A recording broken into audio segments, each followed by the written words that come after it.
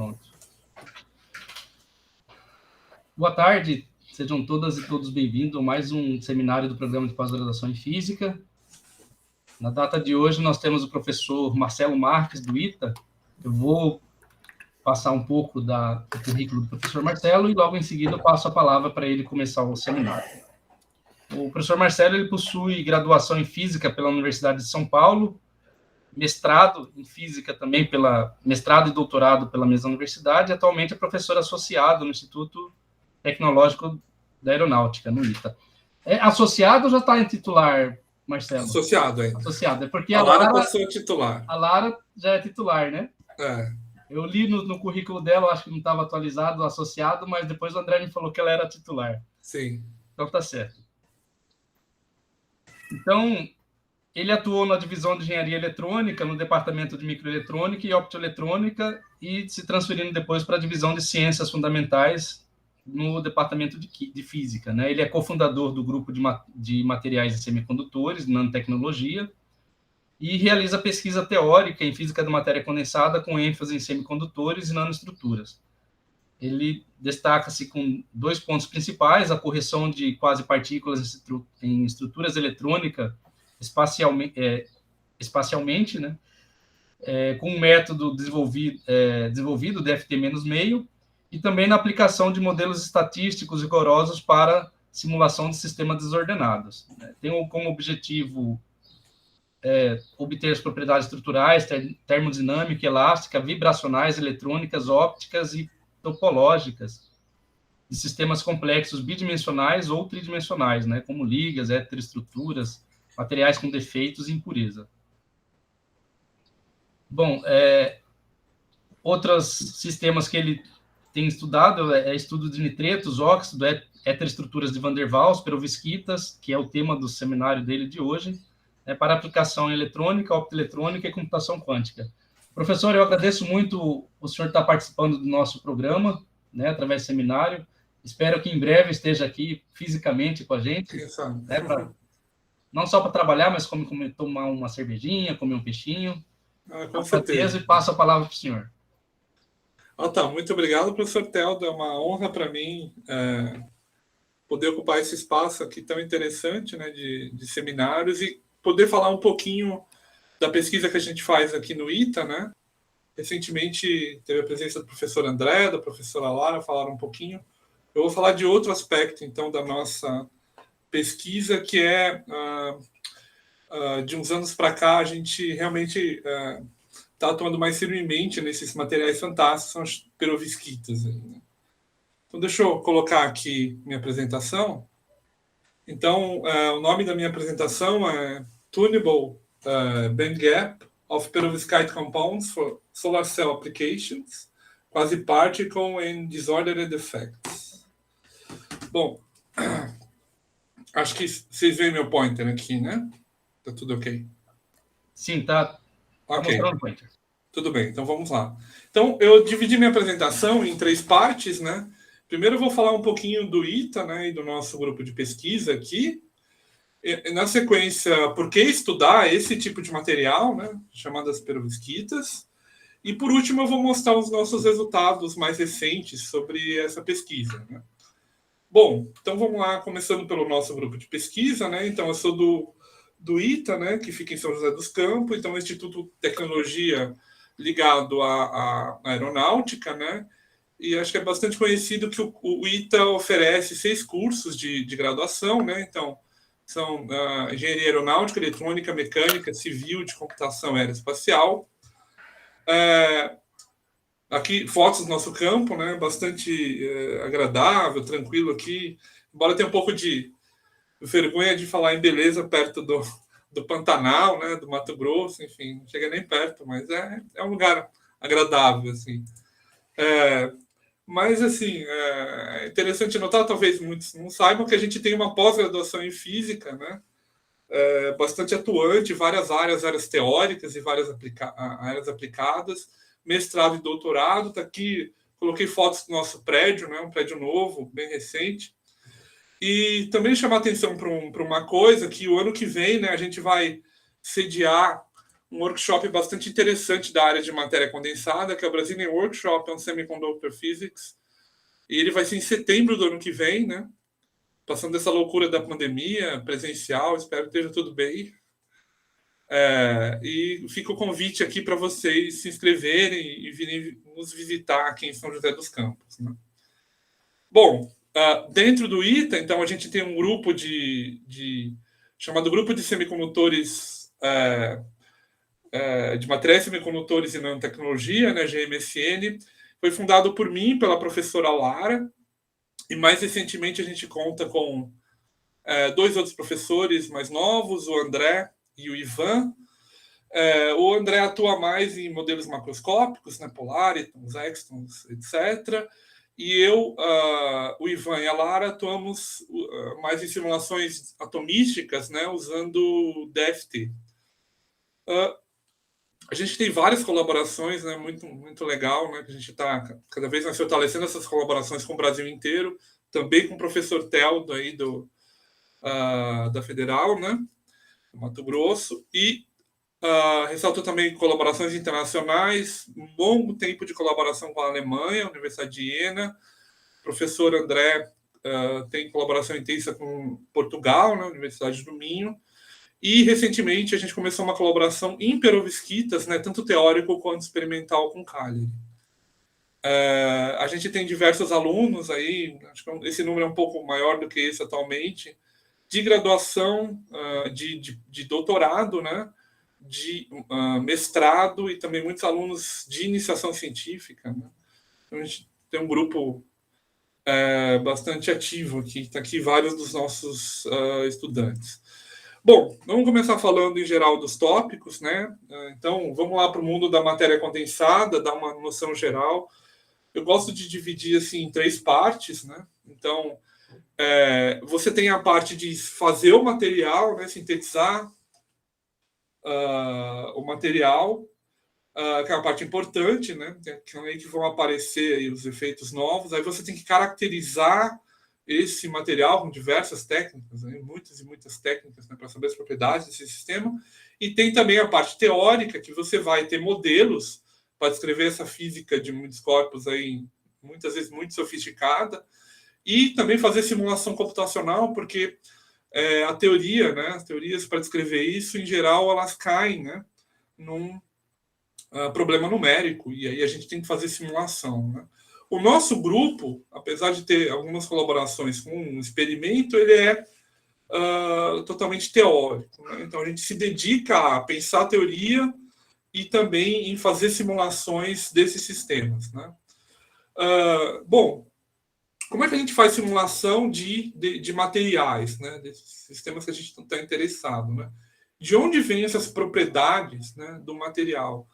Então, você pega diversos materiais, eles brilham, têm cor, são duros, são moles, assim, transparentes, opacos, flexíveis, né? Então, da onde que vêm essas propriedades macroscópicas que a gente vê no nosso dia a dia, né? Então, então é possível, né, prever essas propriedades com modelos simples, ou existe física para entender isso, né?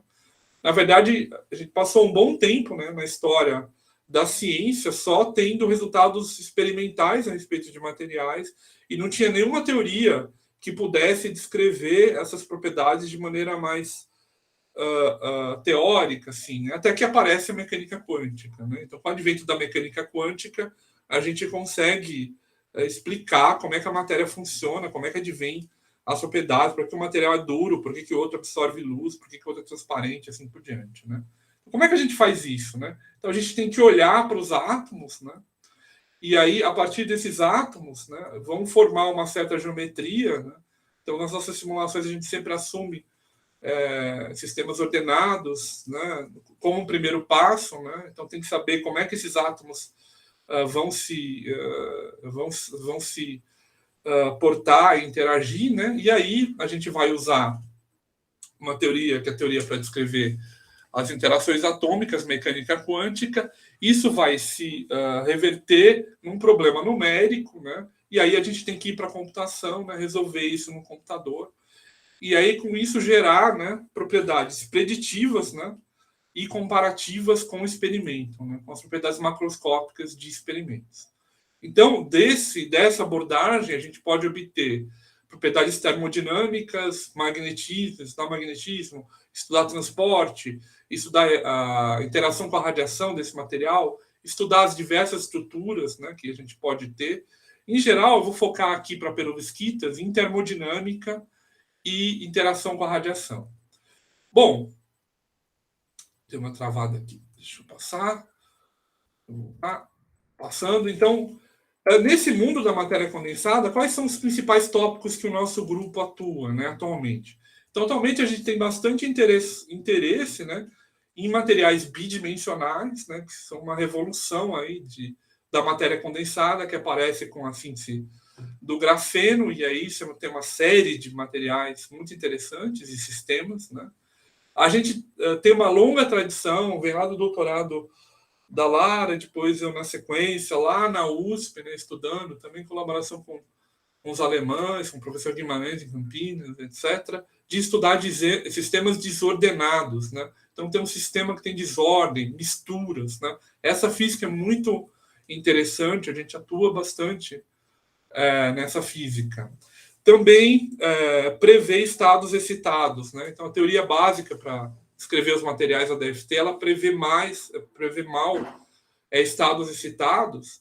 Então a gente precisa de modelos que vão um pouco além dessa teoria. Então a gente usa, por exemplo, GW, que é extremamente custoso, funcionais híbridos, né? Estuda um pouco de Extons também. E a gente propôs um método, né? A professora Lara passou o seminário dela, né? O seminário foi sobre esse assunto, esse método que a gente propôs para estados excitados, né? Então é um dos carros-chefe aí dos modelos que a gente usa. E também, mais recentemente, né, surge uma classe nova de materiais, chamados isolantes topológicos, né, que tem propriedades lindas aí, quer dizer, ser condutor na superfície e ser isolante internamente. Tem teorias muito matemáticas que precisam ser usadas para entender. Então a gente tem alguns trabalhos nessa linha também. Eu diria que hoje esses 4 tópicos permeiam aí o que a gente faz, né, aí no nosso grupo. Na verdade, não é tão separado assim, porque é mais junto, né? Então, pode ter um material que é 2D, que tenha desordem, que seja isolante topológico e que a gente vai estudar estados excitados, né? Então, pode ter um sistema desse tipo e a gente une aí nesses 4 tópicos principais. Para hoje, para falar de perovskita, eu vou usar modelos em especial de estados excitados, né, DFT-meio, e sistemas desordenados, porque eu vou falar também de ligas de perovskita, em especial. Bom, pensando em materiais mais específicos que a gente estuda, né? Então, eu diria que tem 3 linhas em especial interesse. A gente vem do passado de estudar muito nitretos, né? Então, nitretos semicondutores, né, para quem não conhece, é material do Blu-ray e da nossa lâmpada LED, né? Então, causaram uma revolução, o Prêmio Nobel de Física de 2014, né, com Nakamura, etc. E a gente vem do passado estudando ligas, e aí, mais presentemente, a gente mudou um pouco o nosso foco. E hoje, muito atuante em perovskitas, óxidos, também a gente tem atuado, materiais 2D, e especialmente agora começando, especialmente com o professor André e Ivan, com esses materiais twisted, né? Você bota um material 2D em cima do outro e você roda e aparece propriedades fantásticas. Mas vamos focar aqui no seminário em perovskita, né? Bom, como é que a gente simula perovskita, né? Então, nosso principal objetivo, né, é simular o material. Então, como é que a gente chega para simular o material? Então, a gente começa lá, né, um pouco redundante, mas eu acho que é importante colocar. A gente começa com mecânica quântica, né, que vai definir como é que as partículas, né, fundamentais vão interagir. Quando você vai para o sólido, isso, no fundo, é um problema de muitos corpos. Então, a mecânica quântica direta é muito complicada de ser aplicada, né, quase que intratável. Então, você precisa de um método aproximado, né? O método mais usado aí na nossa área é DFT, né? Então, Density Functional Theory, que é uma teoria que simplifica o problema de muitos corpos e um problema de um corpo, né? DFT, acho que vocês, né, acho que o Teldo comentou uma vez que estava por aqui, que vocês já tiveram um curso com o professor Venezuela, né, sobre DFT, então provavelmente muito interessante, né? Mas mesmo quando você simplifica o problema nessa ordem de grandeza, você aplicando no sólido, o sólido é tão complexo que o problema não é trivial. Então, você tem um sólido que é muito complicado, então você tem que resolver isso numericamente. Aí existem vários códigos na literatura, né? E a gente usa um deles, que é o VASP, né? Que é um código austríaco, por muitas razões, né? Razões históricas.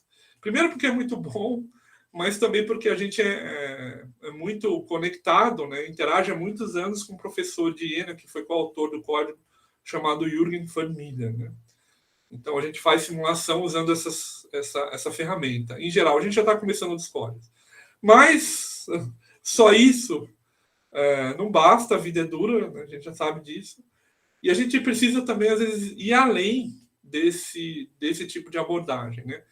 E aí eu vou falar de dois modelos que caracterizam aí nossas principais ferramentas de atuação nesses sistemas, né? Que um é usar tratamento de desordem, né?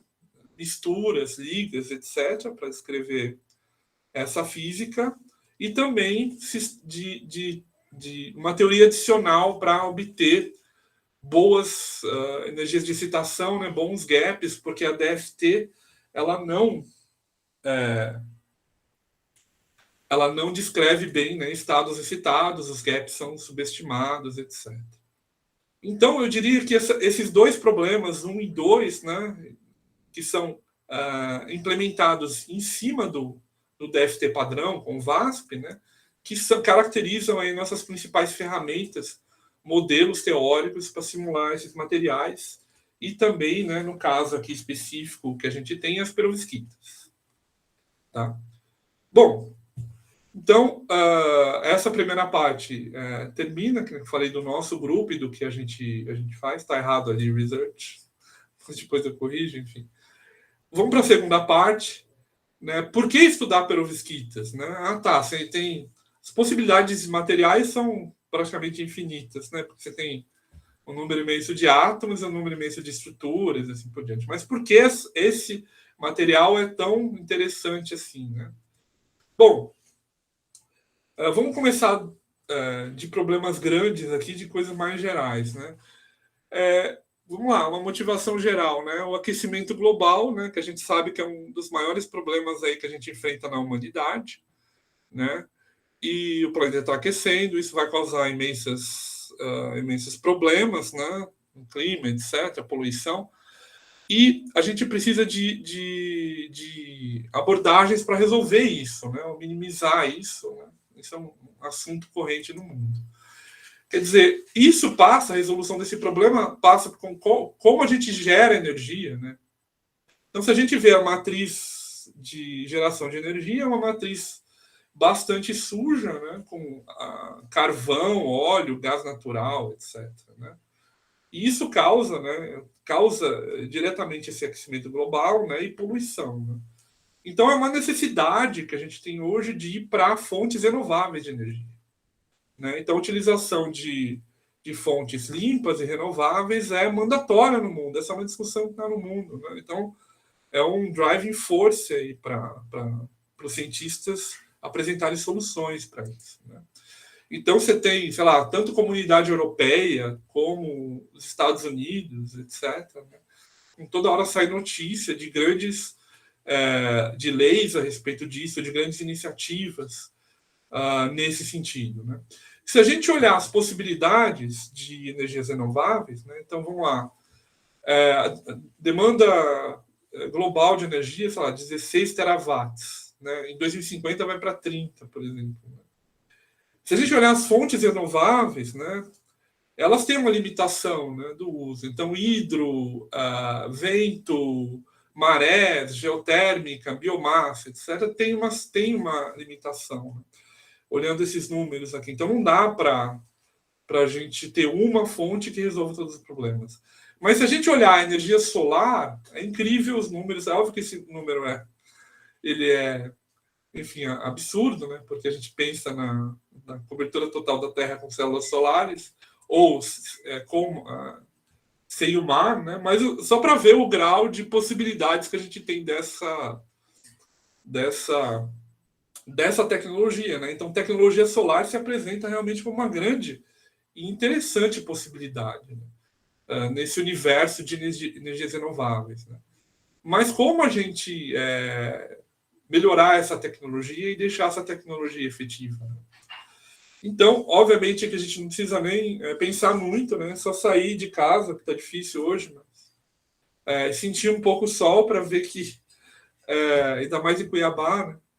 Que é uma quantidade de energia absurda, né? Que emana. Só que a nossa não dá para utilizar assim diretamente, porque a gente, em geral, humanos, usa energia na forma de eletricidade, né? Então, é preciso converter essa energia para eletricidade. Então, você tem uma enorme quantidade de energia em que você tem que converter ou para a corrente elétrica diretamente ou para elétrons que são capazes de se mover, né, em baterias, né? Então, alguma coisa que acumula lá. Então, é preciso fazer essa conversão. E aí, como é que se faz essa conversão, né? Então, uma das formas mais efetivas de fazer isso é usando uma classe de materiais que são chamados semicondutores, né? Aqui o exemplo mais clássico é o silício, em que, como é que eu explico semicondutores? Se a gente olhar um diagrama energia por momento, né? Os estados permitidos para os elétrons, você tem estados contínuos de energia separados por gaps de energia, né? Energias não permitidas. E esse sistema diretamente ele faz essa conversão de radiação em corrente elétrica, né? Quase que diretamente. Por quê? Chega um fóton, promove um elétron da banda de valência para a condução, e aí se cria dois portadores que são móveis e eles podem produzir corrente elétrica, né? Então é quase que natural esse tipo de material para fazer isso, né? Então, semicondutores também, além disso, serve para muitas outras coisas, dentre elas a eletrônica, né? A maior indústria que a gente tem hoje no mundo. É uma classe que, enfim, eu sou suspeito para falar, porque sempre estudei isso, sempre foi minha matéria de pesquisa, né? Desde que eu comecei, mas que com certeza é revolucionário, né? Bom, aí você tem um band gap, né? Que é essa faixa proibida que determina, no fundo, a energia que esse sistema absorve a radiação.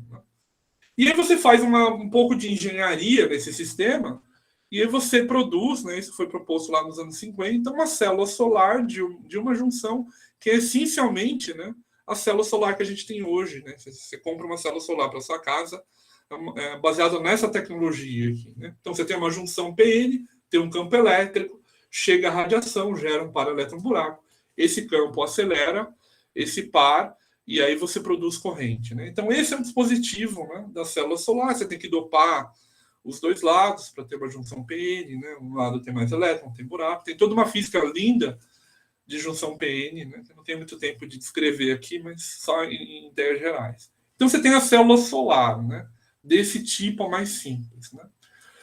Logo depois, né, dessa proposta, dois pesquisadores, um deles bastante famoso, Shockley, né, Nobel, estipularam, né, num paper muito citado, chamado limite, né, de Shockley-Kaiser para eficiência de uma célula solar como essa, que é da ordem aí de 30%. Tá? Então, da conversão dessa energia solar em corrente, né, no máximo. E essa eficiência é muito dependente do gap, desse band gap. Né? Então, ela é maior que entre 1 e 1,5 volts. Materiais que têm esse gap vão ter uma eficiência maior. Né? Então, isso meio que guia, né, esse diagrama, semicondutores usados para essa tecnologia. Bom, aí você tem aqui um diagrama bastante famoso que relata todas essas tecnologias, né, de célula solar, né, ao longo do tempo. Então, são diferentes cores, diferentes materiais e diferentes propostas. Né? Obviamente que eu não vou mostrar isso em detalhe, mas eu coloco aqui o limite de Shockley-Kaiser, né, de 33%, e você vê que aparecem sistemas já que tem uma eficiência maior. Esse tipo de sistema, não vou falar muito, mas ele usa uma tecnologia diferente daquela de junção, que são várias junções aqui em geral, uma célula solar de multijunção, e é muito, muito mais cara, né? Se a gente pensar, então, na célula que a gente tem na nossa casa, ela é aqui feita de silício e é de uma junção só, né? E aí tem esse limite em torno de 30%. Células muito mais caras e eficientes, aí você pode pensar em tecnologias para,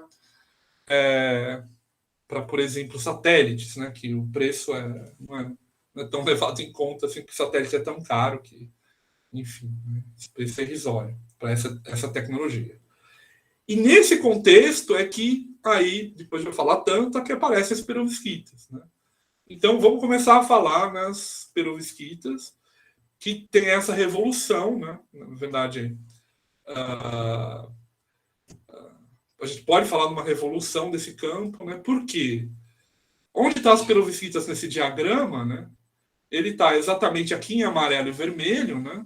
E por que ela chama uma revolução, né? Porque em pouco tempo, né, ela foi de uma eficiência baixa, sei lá, então de 5%, para uma eficiência da ordem do silício, né? Então, muito rapidamente, você teve essa melhora na eficiência, melhora nessas células, né? E, além disso, quais são as grandes vantagens desse material, dessas células, né? Ela é muito mais barata que o silício e muito mais fácil de processar, né? Então, basicamente, é uma célula química. Então, você mistura sistemas químicos, coloca numa espécie de liquidificador e você consegue produzir um material que, apesar de ter uma quantidade de defeitos comparado com o silício grande, tem propriedades muito boas para a célula solar, né? Então, ele tem propriedades muito boas e o que vai gerar uma eficiência comparada com o silício. Então, isso foi uma revolução que a gente pode pensar, né, nesse campo. No entanto, as coisas não são perfeitas, né? Tem alguns desafios. O maior deles, eu diria, que é a estabilidade, né? Então, você tem uma célula de silício lá, ela vai durar 20 anos, né? No mínimo, né? E altamente confiável, né? E você não consegue esse tipo de estabilidade por uma série de fatores com essas células de perovskitas, né? Então, é preciso avançar, quer dizer, você teve um enorme avanço em eficiência, mas é preciso se avançar ainda nessa estabilidade, né, desses materiais. Então, aí dá margem a muita pesquisa, né? Você vai procurar na literatura, perovskita aparece realmente muita coisa, né, nos últimos anos, aí. Bom, vamos falar um pouquinho do que é a perovskita, né? Então tá aqui a estrutura, uma estrutura cúbica com perovskita, né? Aqui já começam os desafios, né? Que embora experimentalmente era mais fácil ser processado, do ponto de vista teórico tem grandes desafios, né? O primeiro, a gente olha aqui, ela tem 3 átomos diferentes, né? No mínimo, né? Que esse A pode ser uma molécula. Então, ela tem 3 tipos, eu diria, ali, de átomos. Então, tem, nas perovskitas inorgânicas, né? Esse átomo, essa posição em azul, ela pode ser um átomo que pode ser sódio, potássio, césio e rubídio, ou pode ser uma molécula nas perovskitas chamadas híbridas, que foram as primeiras que causaram um boom aí, né, de eficiência, embora elas sejam um pouco mais instáveis, né? Mas você bota nesse A aí uma molécula, o que já causa, do ponto de vista teórico, uma maior complexidade, né? Você vai ter um sistema que é inorgânico, aí você coloca uma coisa orgânica, e essa coisa orgânica pode rodar ali, vai causar distorções, né? Vai causar para a simulação é muito mais complicado, né? Então você tem metais, chumbo, estanho, germânio, silício, prata, assim por diante, e você tem o halogênio, né? Que pode ser iodo, bromo, cloro, enfim, flúor, né? Aí você tem esse material básico que você pode misturar, né? Por exemplo, você pode ter 2 metais. E aí você pode formar liga, por exemplo, liga de metal. Obviamente que um problema que quando você usa semicondutores aparece, e é importante, é defeitos e impurezas, né? Então você vai poder estudar ligas, não vai poder estudar um material que já é complexo, vai poder estudar ligas, misturar as coisas, vai poder pensar em defeitos, né, impurezas. Além disso, você tem um polimorfismo muito claro nas perovskitas, né? Não tem só estrutura cúbica. Algumas têm estrutura tetragonal, estrutura ortorrômica, romboédrica, e pode mudar com a temperatura, né? De acordo com a temperatura de crescimento, essa fase muda. Então já é um grande desafio. Tem também as perovskitas 2D, né? Também tem uma outra possibilidade de ter perovskita, né? Com todas as características de sistemas 2D. Quando você vai fazer um dispositivo, uma célula solar, você vai ter que misturar essa perovskita com outros materiais, né? Formando interfaces. Então, você tem física de interfaces, que é muito interessante, né? E você tem propriedades ópticas e excitônicas, especialmente em perovskitas 2D, que são muito interessantes, né? Então, quando a gente se deparou com esse problema, né, a minha sensação foi de uma criança numa loja de brinquedos, né? Então, para quem faz simulação de materiais, tanta possibilidade de você fazer estudos fundamentais é realmente, além das aplicações, é realmente muito animador e nos deixou bastante, né, empolgados com esse problema.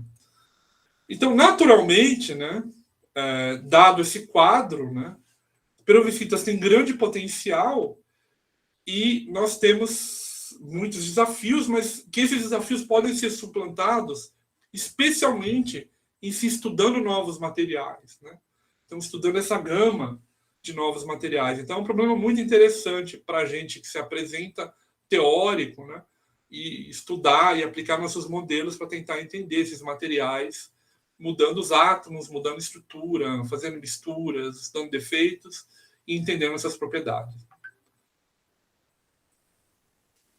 Bom, voltando a perovskitas, né? Então, como eu já disse, apesar dela ser mais simples de sintetizar, do ponto de vista teórico, ela é bastante complicada. Eu vou falar para vocês por que é complicada, né?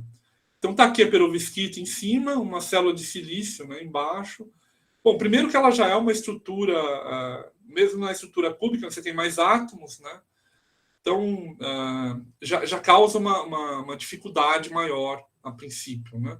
Então, quais são os fatores aqui, teóricos que são difíceis aí para a gente lidar? O primeiro deles é que tem que levar em conta, na grande maioria delas, especialmente quando tem chumbo, que são talvez as mais importantes, é preciso se levar no nosso modelo a interação spin-órbita, né, que é a interação do spin do elétron, né,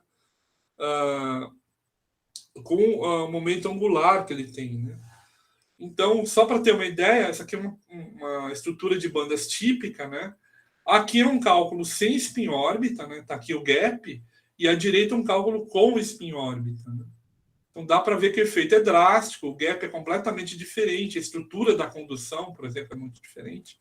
Então é mandatório, né, se a gente quiser comparar com o experimento, colocar spin-órbita nesses sistemas, né? Do ponto de vista teórico, colocar spin-órbita não é tão complicado assim, né? Uma implementação direta. Mas, por exemplo, para quem faz simulação, ela aumenta 4 vezes o tempo de cálculo. Então já é um problema inicial, né? Outro problema é que, como eu já falei, né, o DFT ele subestima o gap, né? Então, só para vocês terem ideia, né, se a gente vai simular um nitreto de galho, né, e vai achar a geometria dele, as constantes de rede, por exemplo, né, A e C, o DFT me dá um erro da ordem de 1%. Mas, se eu vou olhar a estrutura de bandas DFT, ela vai me dar um gap 2 EVs. E o gap experimental é 3,4. Então, se eu quero fazer uma previsão, uma análise de muitas propriedades, eu já estou assim, muito, muito errado, né? Então, outra coisa, né? Métodos padrão, como GW e híbrido, para corrigir esse tipo de problema, eles levam a um custo computacional muito alto, né? Então, é nesse ponto que eu vou falar em mais detalhes de uma ferramenta muito importante que a gente desenvolveu, né, muitos anos atrás, né, precisamente aí 13 anos atrás, já estou ficando velho já, que é o método FT-meio, que a professora Lara falou nesses seminários, né? Então, que é um método que a grande característica dele é ser baixo custo, né? A gente desenvolveu junto com o professor Guimarães em 2008, e que, enfim, atualmente a gente tem bastante orgulho, é um modelo bastante usado no mundo, implementado em muitos códigos, né? E já chegou aí esse ano em 300 estações, a maioria delas usam o nosso método, né?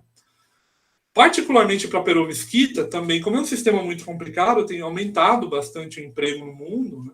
Então, só para ter uma ideia, em 2021 você tem 7 trabalhos que usaram esse modelo, né, de perovskita, e 2021 já são 9, né? Destaco, por exemplo, um deles aqui de um grupo, eu acho que é chinês, né, em que usa aqui o DFT-meio para estudar uma determinada perovskita, né, com isso gerando gaps compatíveis com o experimento.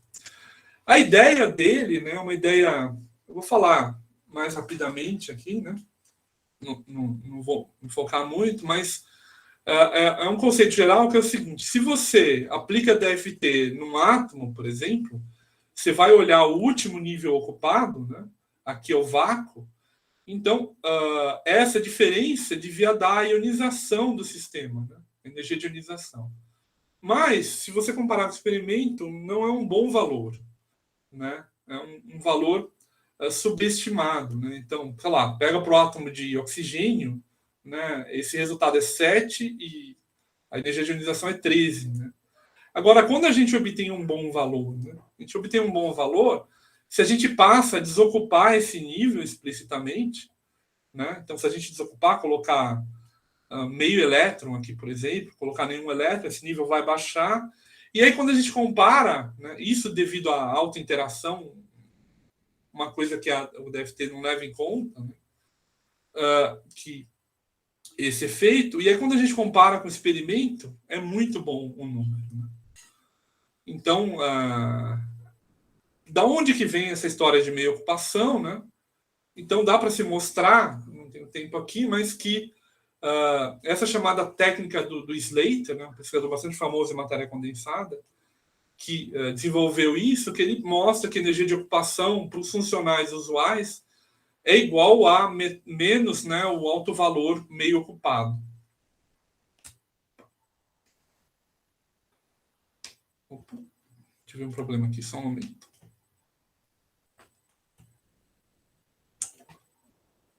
Opa, voltou. Bom, isso funciona, né? Então, se a gente olhar os átomos, olhar os níveis, primeira ionização, segunda ionização, né, em vermelho, primeira ionização, em verde a segunda, e aqui o cálculo e aqui o experimento é fantástico, né? Funciona. Não só funciona, como os resultados são incríveis, né? Então, a ideia do método menos meio é pegar essa técnica e tentar passar para os sólidos. Né? Então, é possível fazer meia ocupação em sólidos, né? Então, vamos pensar que a gente tem um átomo que a gente usa meia ocupação, tem um outro átomo, etc., e você coloca esses átomos para interagir, né? No sólido, no fundo, quando esses átomos interagirem, você vai ter não um nível, mas uma banda meio ocupada, né? Então, é meio que a ideia inicial da gente pegar essa ideia e passar para o sólido, né? Só que tem outros problemas, né? Tem vários, né? Um deles é que não dá para fazer semi-ocupação em sólido, né? No átomo é possível um sistema localizado, mas no sólido não dá para ter sistemas não neutros. Assim, você sempre tem que compensar, né? Então você tem que fazer essa meia-ocupação de uma maneira indireta. Eu vou mostrar como é que a gente fez isso. Mas essa transição, né, do átomo para o sólido é muito complicada, né? Então, se a gente tem, por exemplo, átomos de silício isolado, né, e a gente faz uma densidade de estados, você tem lá o nível S e o nível P, né? Mas, quando a gente vai para o sólido, esse nível S e esse nível P viram bandas. E o jeito que esses níveis compõem essas bandas é muito complicado. Né? Então, por exemplo, se a gente olhar no silício, né, deixa eu voltar aqui, a banda de valência, você tem uma inversão, a banda de valência passa a ser P, de energia mais baixa, e a condução passa a ser S, né, na maior parte. Né? Então é muito complicado esse caminho. Então, a gente pode dizer que o DFT-meio é uma tecnologia que a gente descobriu para implementar essa ideia de meia ocupação em sólidos. Né? Então, como é que a gente faz isso? a gente soma um potencial, então a gente não faz meio ocupação explícita, soma um potencial lá na equação de Conchamp, lá, que a DFT dá, em que esse potencial é um potencial relativo a meio elétron. Como é que a gente tem um potencial de meio elétron? A gente resolve o átomo menos meio elétron e subtrai um do outro, né? E constrói esse potencial e soma no átomo, né? Que é relativo, que tem a ver com o topo da banda de valência do cristal, né? Só que esse potencial, né, devido a uma carga que sobra, então isso tem que ser cortado, e aí a gente tem que cortar quando a gente soma esse potencial, né? Então, não se preocupe com os detalhes aqui, se alguém quiser, posso falar em mais detalhes depois, né? A professora Lara passou um seminário falando disso, e a gente obtém esse cut otimizando esse gap. Bom, resumindo a história, a gente vai ter um método que é livre de parâmetros e que é de fácil implementação, né? Com essa abordagem. E que vai gerar gaps muito bons, né? Foi para nossa talvez a maior surpresa surpresa boa que eu tenha tido na carreira foi a época que a gente estava desenvolvendo, né, esses cálculos e chegando num gráfico como esse aqui, né? Então, em Y a gente tem o gap calculado, em X o gap experimental, a linha tracejada é o cálculo perfeito. Então, em preto a gente tem DFT, né? E em azul é o método mais sofisticado e custoso para se calcular gaps, que é o GW, e o menos meio em vermelho, né? Obtendo realmente resultados muito bons. Só para confirmar, tá tudo bem, né, Teldo? Tá me ouvindo? Vocês estão me ouvindo? Sim, estou ouvindo. Ah, tá. Só para confirmar aqui. Tá Já, bom, já obrigado. posso fazer uma pergunta, já que está nessa tela aí? Oi? Posso fazer uma pergunta, já que está nessa Pode, tela? claro. Você colocou LDA menos meio, tem GGA menos meio também? Ah, sim, né? A gente começa com LDA, que é o funcional mais simples, né? Mas que é um método que serve para qualquer funcional. Então, hoje a gente não chama mais de LDA menos meio, a gente passou a chamar de DFT menos meio. Porque pode ser LDA, pode ser GGA, pode ser qualquer coisa que você possa colocar aí. Né? Independe do funcional. Bom, e qual que é a grande vantagem do método, né? É que é um custo computacional muito baixo, né? Então, se a gente tiver GW em dias, né? Só para ter uma ideia grosseira aqui, híbrido em horas, o menos meio vai rodar em minutos. E com a grande vantagem que GW, às vezes, você não consegue fazer, não porque demore muito, mas porque você simplesmente não consegue fazer porque você não tem memória disponível. E com menos meio daria para fazer. Quando a gente tem um método que funciona para correção de gap e que tem um baixo custo, o que nos possibilita fazer, né? Possibilita fazer sistemas mais complexos. E aqui eu vou destacar dois tipos de sistemas complexos, né? Por exemplo, você quer fazer uma impureza. Você precisa de uma célula muito, muito grande, né? Enorme. Então você pode usar menos meio, né? Ou quando você quer, no caso que eu vou mostrar hoje, né, de ligas. Então, você precisa de um número grande de cálculos, né? Então, você usa menos meio também para poder descrever essa desordem de maneira adequada. Tá? Por exemplo, ligas, né? Agora, eu vou na parte final da minha apresentação, né? Que é para falar dos resultados explícitos, né? E na nossa pesquisa de perovskita, que eu vou falar dos nossos trabalhos mais recentes, né? Vamos lá. Então, o que eu vou fazer hoje é o seguinte: minha ferramenta é DFT meio mais GQCA, né? Que é o nosso método estatístico, daqui a pouco eu descrevo, e o problema é atacar compostos perovskitas. Tá? Então, a gente vou começar aqui mostrando um trabalho que é o seguinte: trabalho simples e direto é estudar 48 compostos perovskitas, né?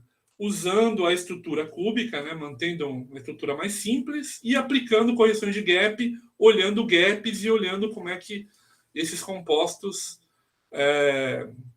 como é que muda as propriedades desses compostos, mudando os átomos. Né? Então, esse é um trabalho inicial.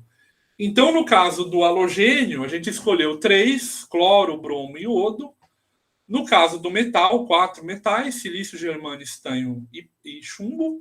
E vamos usar para o ar, né, 2 átomos, rubídio e césio, para as perovskitas inorgânicas, e 2 moléculas, né, o metilamônio e formamidínio, no caso do ar, né? Então, para as perovskitas híbridas. Então, o que a gente fez? Estudou esses 48 compostos, com otimização de geometria e estrutura de bandas.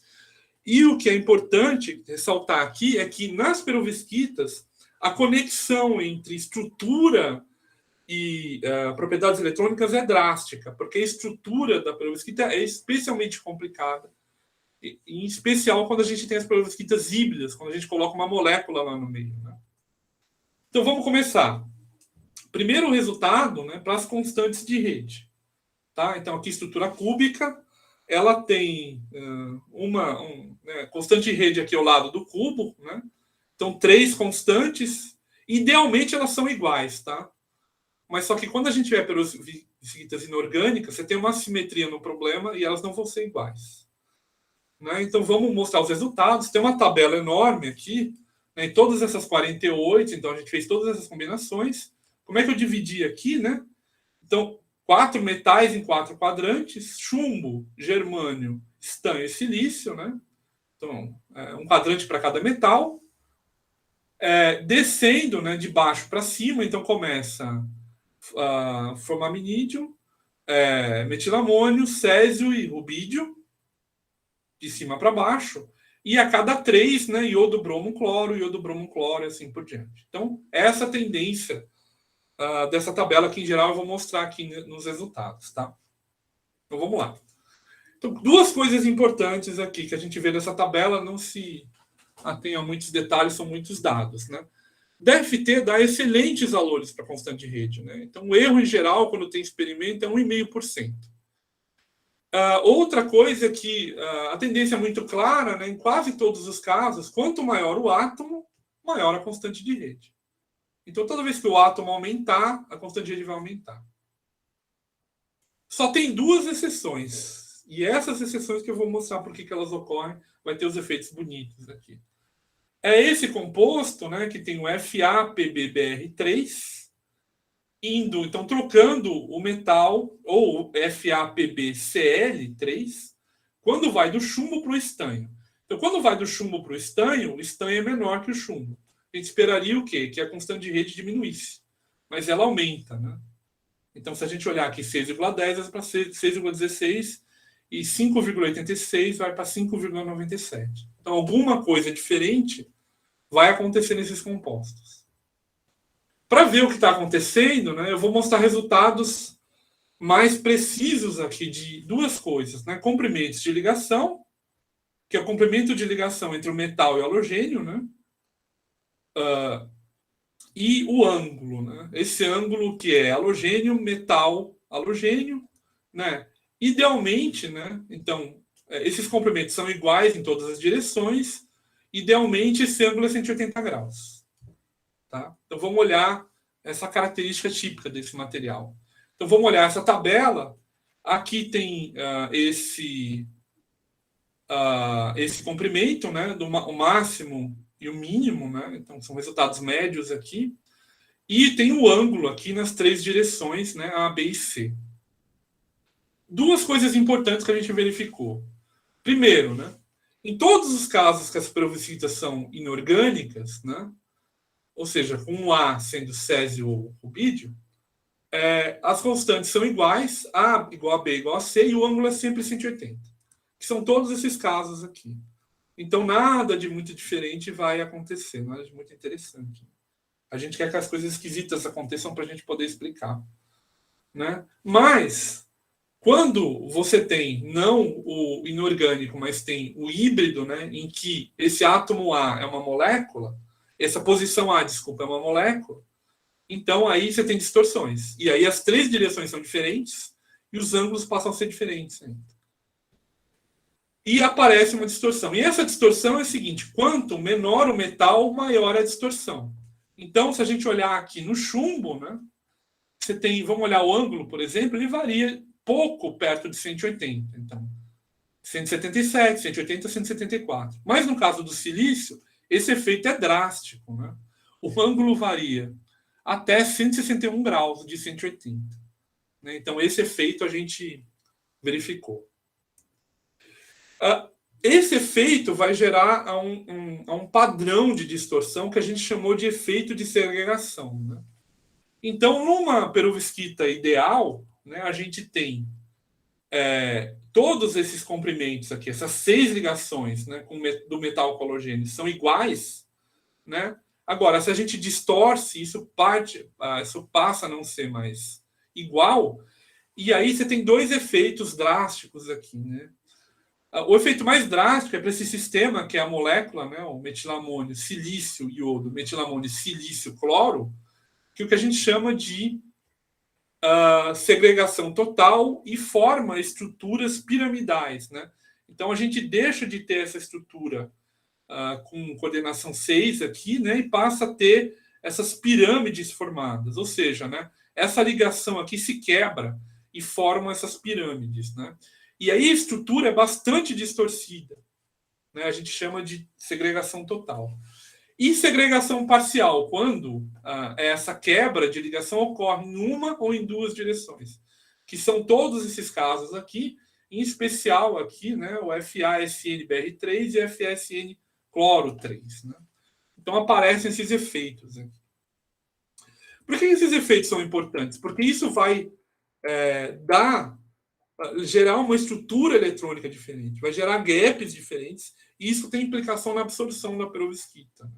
Então, olhando esses mecanismos microscópicos, a gente vai ter uma inferência sobre os mecanismos macroscópicos. Se a gente olhar o perfil em geral da estrutura de bandas da perovskita, né, lembrando que estrutura de bandas é meio que um mapa do material, né, que me dá... No fundo, o que a gente quer obter no material é isso, né? A gente junta um bando de átomos numa certa estrutura e quer ver como que esses elétrons se comportam, e o que diz como é que esses elétrons se comportam é essa estrutura aqui. Então aqui você tem uma banda de valência aqui embaixo, uma banda de condução, e a banda de condução é típica, você tem 3 bandas, né, que saem do gama e vão para um R. É uma estrutura típica como essa aqui, né? E aí você tem um band gap no R. Né? Para fazer essa conexão, eu vou falar um pouco da química aqui, né? Se a gente olhar da onde que vem os níveis, né, do topo da banda de valência aqui, a gente vai ver que esse topo da banda, a gente tem técnicas para analisar isso a partir da estrutura eletrônica, ele vem do P do ânion, né, do iodo, do cloro, etc., junto com o S do metal. Então é um P do ânion, que está aqui, junto com o S do metal, né, que vai formar esse estado. É um estado que é antiligante, né? E dá para ver isso, né? Porque você tem a diferença de fase quando é transparente ou cheio, né? E dá para ver que é sempre uma interação transparente cheio, né? Ou seja, o ligante antiligante gerando, né? E nesse caso, esses átomos têm esse repelir, o que vai formar esse topo da banda de valência aqui, né? No caso do fundo da banda de condução, você tem uma dúvida, né? Na literatura não se sabe se, esse fundo da banda é formado pelo P do metal, tudo bem, o metal é P, né? Está aqui em M, né? É P, mas o halogênio não se sabe se é S ou se é P.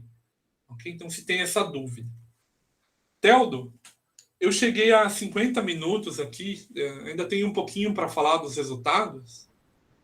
Tudo bem, professor, bora. Posso seguir um pouquinho? Pode continuar. Tá bom, obrigado. Então você tem essa dúvida, e a gente foi atrás dessa dúvida para tentar sanar e ver como é que é a eletrônica, né, desse sistema, e como é que isso vai estar relacionado àquelas distorções que eu mostrei, né?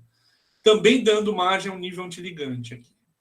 E aí, para saber isso, a gente fez um mapa que é o seguinte: a gente tem o caráter em função, né, quer dizer, a projeção do orbital na banda, né, no estado da banda. Né? Então, caráter, por exemplo, se o nível do cristal ele é S, do halogênio, ele é P do metal, assim por diante, né? E aí, aqui é a porcentagem desse caráter, né? E aqui os diversos caráteres. Então, em azul aqui, ó, a gente tem... E aqui é o topo da banda. O fundo da banda de condução é exatamente em R, né? Então, a gente vê que claramente ele é o quê? Ele é P do metal, como a gente já havia previsto, né? Alto valor. E aparece o quê? O S, o nível S do halogênio. Perfeito. Né? E exatamente nesse ponto R, o nível P, tanto sigma, né, quanto π, se anulam exatamente aqui em ponto R. Então, no nosso caso, a gente tem que...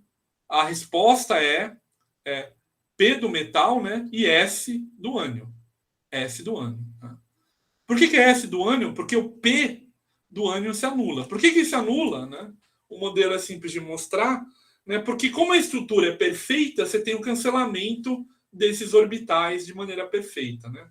Então, escuro, claro, se cancela e dá zero ali. Tá? Só que o que vai acontecer? Se a gente passa a distorcer a estrutura, como a gente viu em alguns casos, né? Esse cancelamento não é mais perfeito. Então, o que a gente verificou? Para alguns compostos, todos inorgânicos, esse cancelamento é perfeito. Né? Tá aqui os dois P's aqui, né? O sigma e o π. Né? Mas, quando a gente coloca a molécula, esse cancelamento introduz distorção.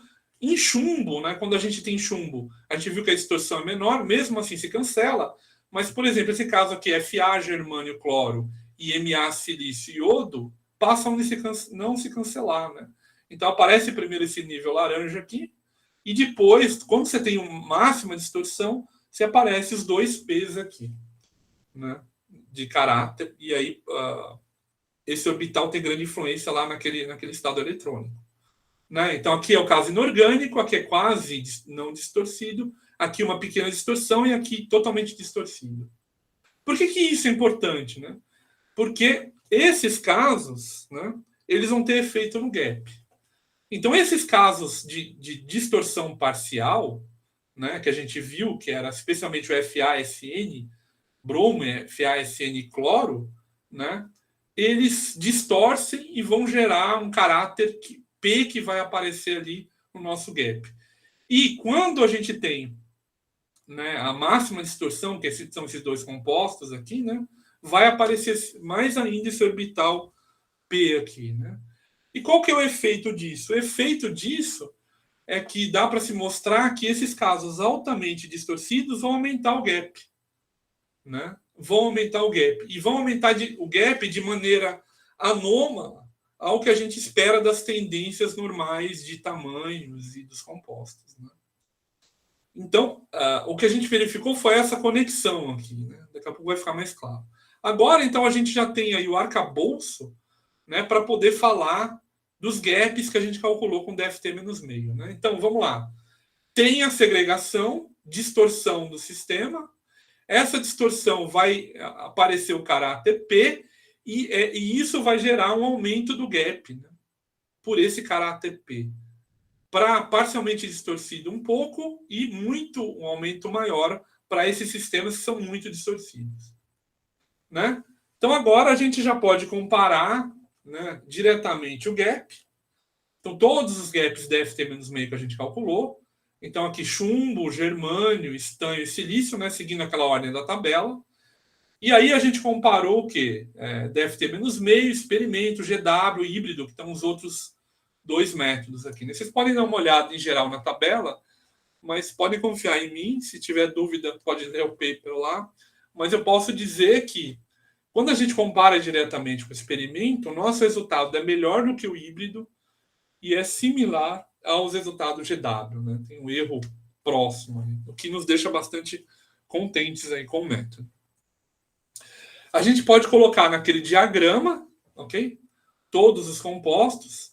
Então, aqui, né, o cálculo, aqui o experimento, aqui o cálculo perfeito. E aqui, como o DFT subestima esse gap, e como com DFT-meio, a gente consegue melhorar esse gap. Né? Muitas vezes caindo próximo à linha. Quando não está muito próximo à linha, a gente melhora substancialmente com relação ao gap DFT. Né?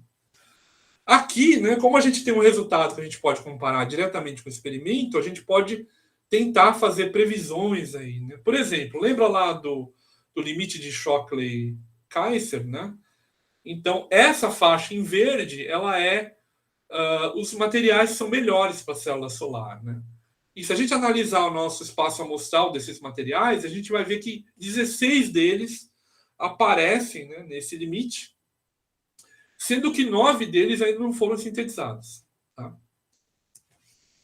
A gente pode olhar tendências gerais, né? Então, novamente aqui, ó, os metais, chumbo, estanho, né, germânio e silício, né?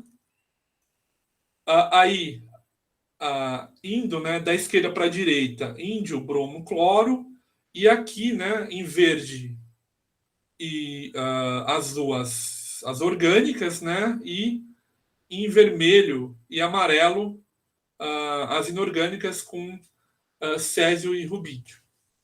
Então, quais tendências gerais que a gente vê? Que quando a gente vai do iodo para o cloro, o gap sempre aumenta. Né? 2, o gap do híbrido ele é maior do que o gap dos inorgânicos. E esse efeito ele é maior na medida, né, que a gente diminui o metal, o tamanho do metal. Né? Então, quando você vai diminuindo o tamanho do metal, essa distância entre o gap dos híbridos passa a ser muito maior. Né? Lembre-se que a gente quer gaps menores aí para poder usar como célula solar. Né? E por último, né, você tem algumas anomalias aqui, né, que não seguem essa tendência meio clara da disposição dos átomos. Né? Especialmente, né, então aqui são os casos que eu já falei para vocês, materiais promissores, e agora as anomalias, que são essas, as maiores são essas aqui, né, que são aqui em verde, né, que devia estar abaixo, né, seguindo a ordem natural das coisas aí. Né? Mas especialmente aqui e aqui, esses gaps aparentemente são muito maiores do que deviam ser. Por que eles são muito maiores do que deviam ser? Por causa do mecanismo de total segregação, né, distorção da célula, que é alta nesses casos, e que a gente viu que mostrou, né, que leva a um gap maior. Né? Então a gente explica essas propriedades eletrônicas via essas distorções e essas relaxações que acontecem na perovskita. Bom, no fundo, né, vamos seguir aqui, eu vou mostrar mais um resultado, eu estou passando bastante do tempo, acho que mais uns 5 minutos eu consigo. No fundo, a gente não tem só essa liberdade com perovskitas, porque a gente pode misturar as coisas. Né? Por exemplo, a gente pode misturar cátions, misturar césio com metilamônio, a gente pode misturar metais, a gente pode misturar estanho com silício, e a gente pode misturar ânions, pode misturar bromo com cloro. No fundo, a gente pode fazer a cozinha que a gente quiser, né? Só que essa cozinha, quando a gente tem sistemas misturados e não ordenados, né, passa a ter uma física nova. E aí a gente precisa de um modelo adicional para descrever isso. Né? Então, o próximo resultado que eu vou mostrar, né, já passei um pouco do tempo, eu vou tentar mostrar de maneira mais rápida. Tem 2 ligas, acho que eu vou mostrar uma só. O próximo passo, que a gente fez uma liga na estrutura cúbica, né, e estudou essa liga. Então a gente misturou aqui os metais, né, 2 tipos de metais, e viu como é que o sistema, né, se comporta quando a gente faz isso. Né? Para isso, a gente vai recorrer à nossa mala de ferramentas, né, do GMSN de novo, em que agora a gente vai usar modelos estatísticos, né, para o tratamento dessa mistura. E o principal que a gente usa é chamado de GQCA, tá? Generalized Quasi-Chemical Approach. A gente usa há muito tempo, né? Começamos lá atrás com nitretos, etc. Então é o seguinte, quando a gente faz misturas, né, várias coisas podem acontecer, né? Mistura de átomos, você tem desordem composicional, né? Pode ser aleatório, mas também pode ter separação de fase e pode ter ordenamento. Como é que a gente lida com isso, né? Então, o que é interessante, uma pergunta importante é, bom, primeiro, o sistema é estável ou não? Segundo, dado uma certa propriedade, por exemplo, gap, comprimento de ligação, constante de rede, como é que ele varia com a concentração dos constituintes? Então, essa é a principal pergunta que a gente faz. Como é que o método GQCA lida com isso, né? Descrever esse sistema desordenado? A gente calcula, tem um tamanho de cluster, calcula todas as composições possíveis desses clusters, então exige uma série de cálculos, né? No caso das ligas, a gente chega a 22 clusters para cada liga, e aí usa essa entrada para descrever uma energia livre, né, termodinâmica, energia livre, para ser mais preciso, de mistura, em que, se a gente lembrar da aula de termodinâmica, é uma energia interna menos uma temperatura vezes uma entropia, né? E essa entropia é uma entropia só de configuração, de composição, né? Não tem aqui uma entropia de vibração, a gente não considera, né? E, em especial, o ΔU vem desses cálculos ab initio, né? Então, a gente tem essa teoria, e com essa energia livre, a gente consegue explicar essa propriedade e também produzir diagramas de fase. Então, esse modelo, em cima do GQCA, em cima dos cálculos DFT, né, que a gente tem, e também como entrada para a parte eletrônica, o meio, que a gente usa esse modelo todo para descrever as ligas, né? E isso vai conseguir descrever a desordem. Então, o primeiro caso que eu vou mostrar, né, para não me alongar muito aqui, é essa liga, ó, césio, chumbo, estanho e iodo, né? Então você tem aqui, ó, primeiro que é inorgânico, né? É o césio aqui, mas você tem dois metais, o Pb, né? O chumbo e o estanho.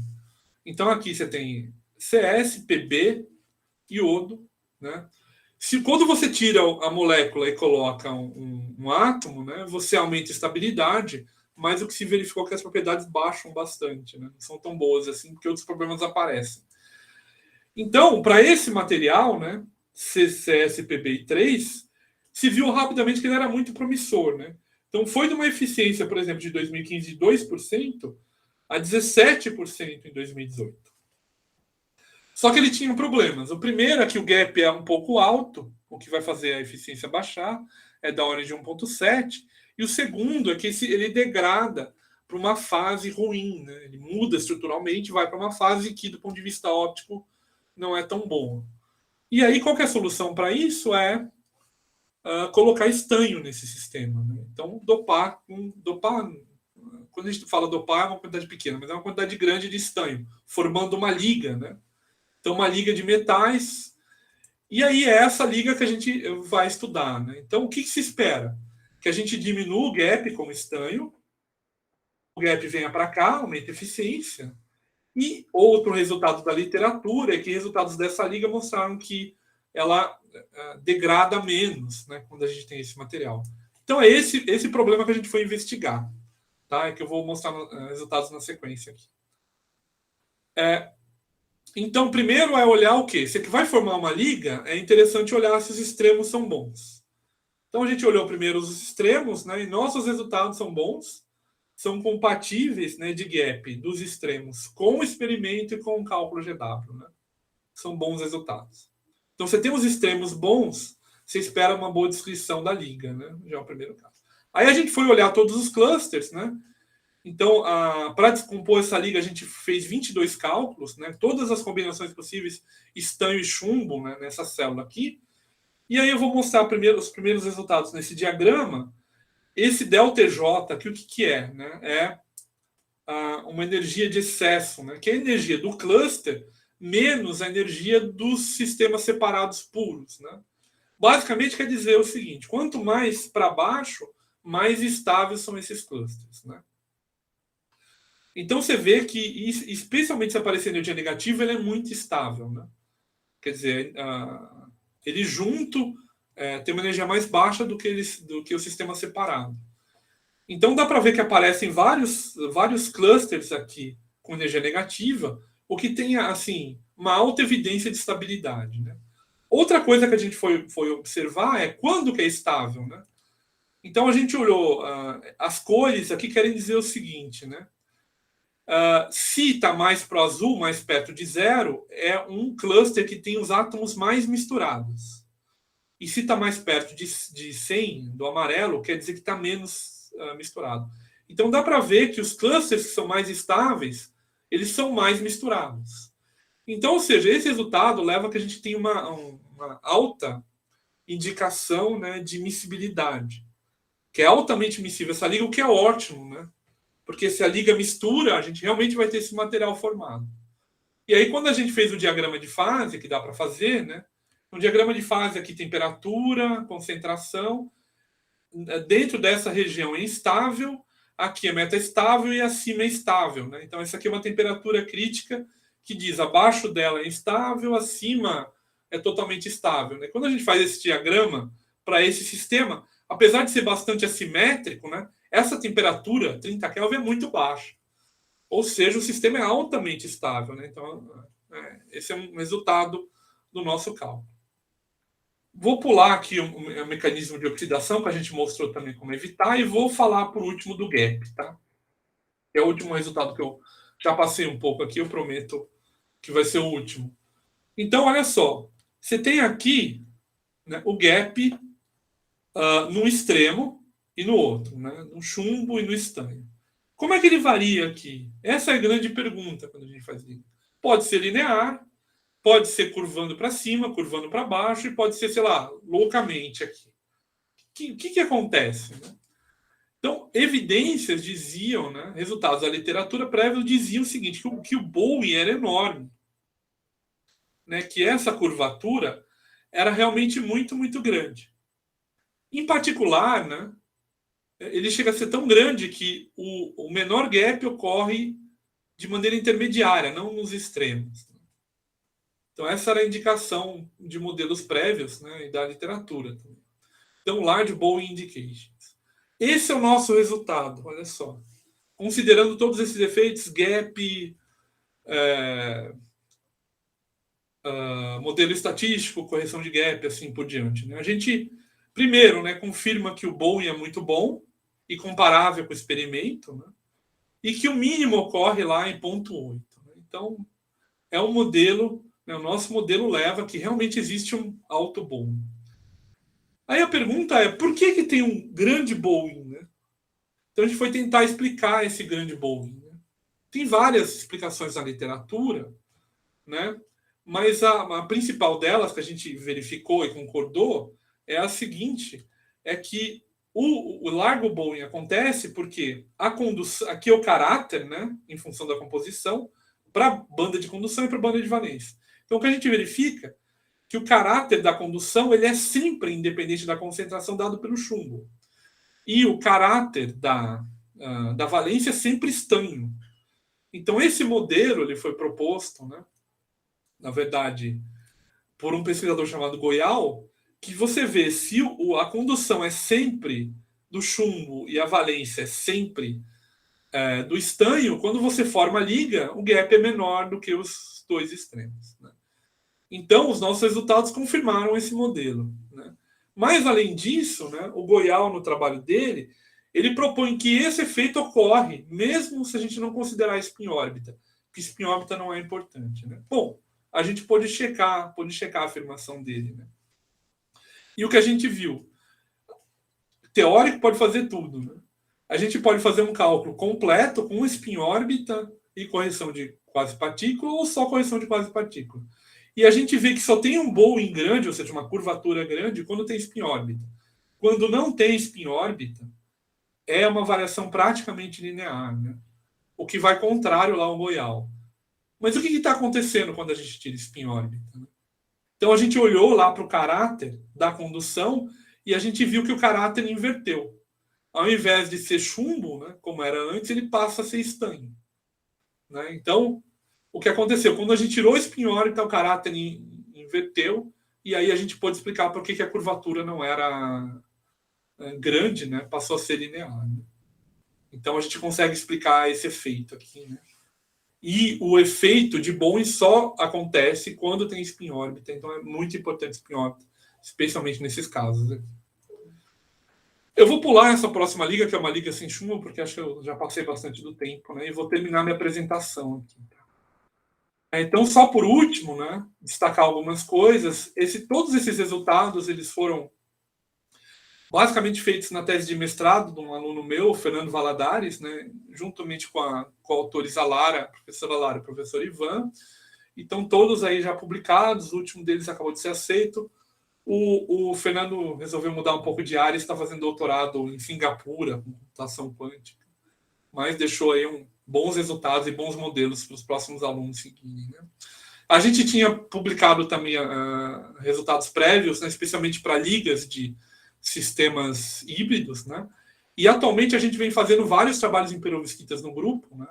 Então, vários alunos atualmente trabalham em vários sistemas. Destaco aqui o trabalho do Bruno, que é feito em colaboração com a professora Ana Flávia Nogueira da Unicamp, que faz as amostras, né? Então, ele está estudando defeitos para explicar alguns efeitos bem interessantes das amostras da professora Ana Flávia. Então, agradecer aí às agências, né? Nos permitem ainda fazer pesquisa nesse país. E finalizando a minha apresentação aqui, né? Obrigado pelo tempo de vocês. A gente que agradece, professor, excelente trabalho, parabéns, muito bons resultados. Antes de abrir o seminário para perguntas, eu vou responder algumas, né, falar algumas coisas que você falou lá no início com relação a Mato Grosso, né, em comparação a São José dos Campos. Eu já tive aí, tem uma coisa muito boa aí que aqui não tem, que é um clima extremamente agradável. Aqui em Mato Grosso, principalmente em Cuiabá, nos meses de agosto e setembro, o calor chega a 45 graus. Mas pode vir, tem calor humano, viu? Não, para você ter ideia, né, o que eu já ouvi falar dos colegas aqui é que os aviões da Embraer para o calor, né, as condições extremas de calor, são testados em Cuiabá. Então, só isso já explica um pouco o que você falou aí.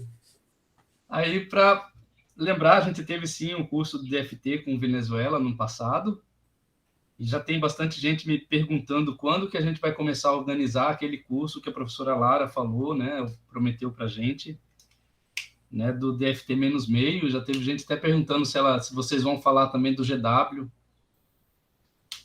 Né? Podemos falar no contexto do menos meio, né? Então, assim, eu estou pensando ainda se a gente faz esse ano ainda, se a gente vai ter tempo para fazer esse ano, porque esse ano já está indo para o saco, né? Já está... Nem fala, viu? Está muito apertado. Hoje é outubro, né? Já.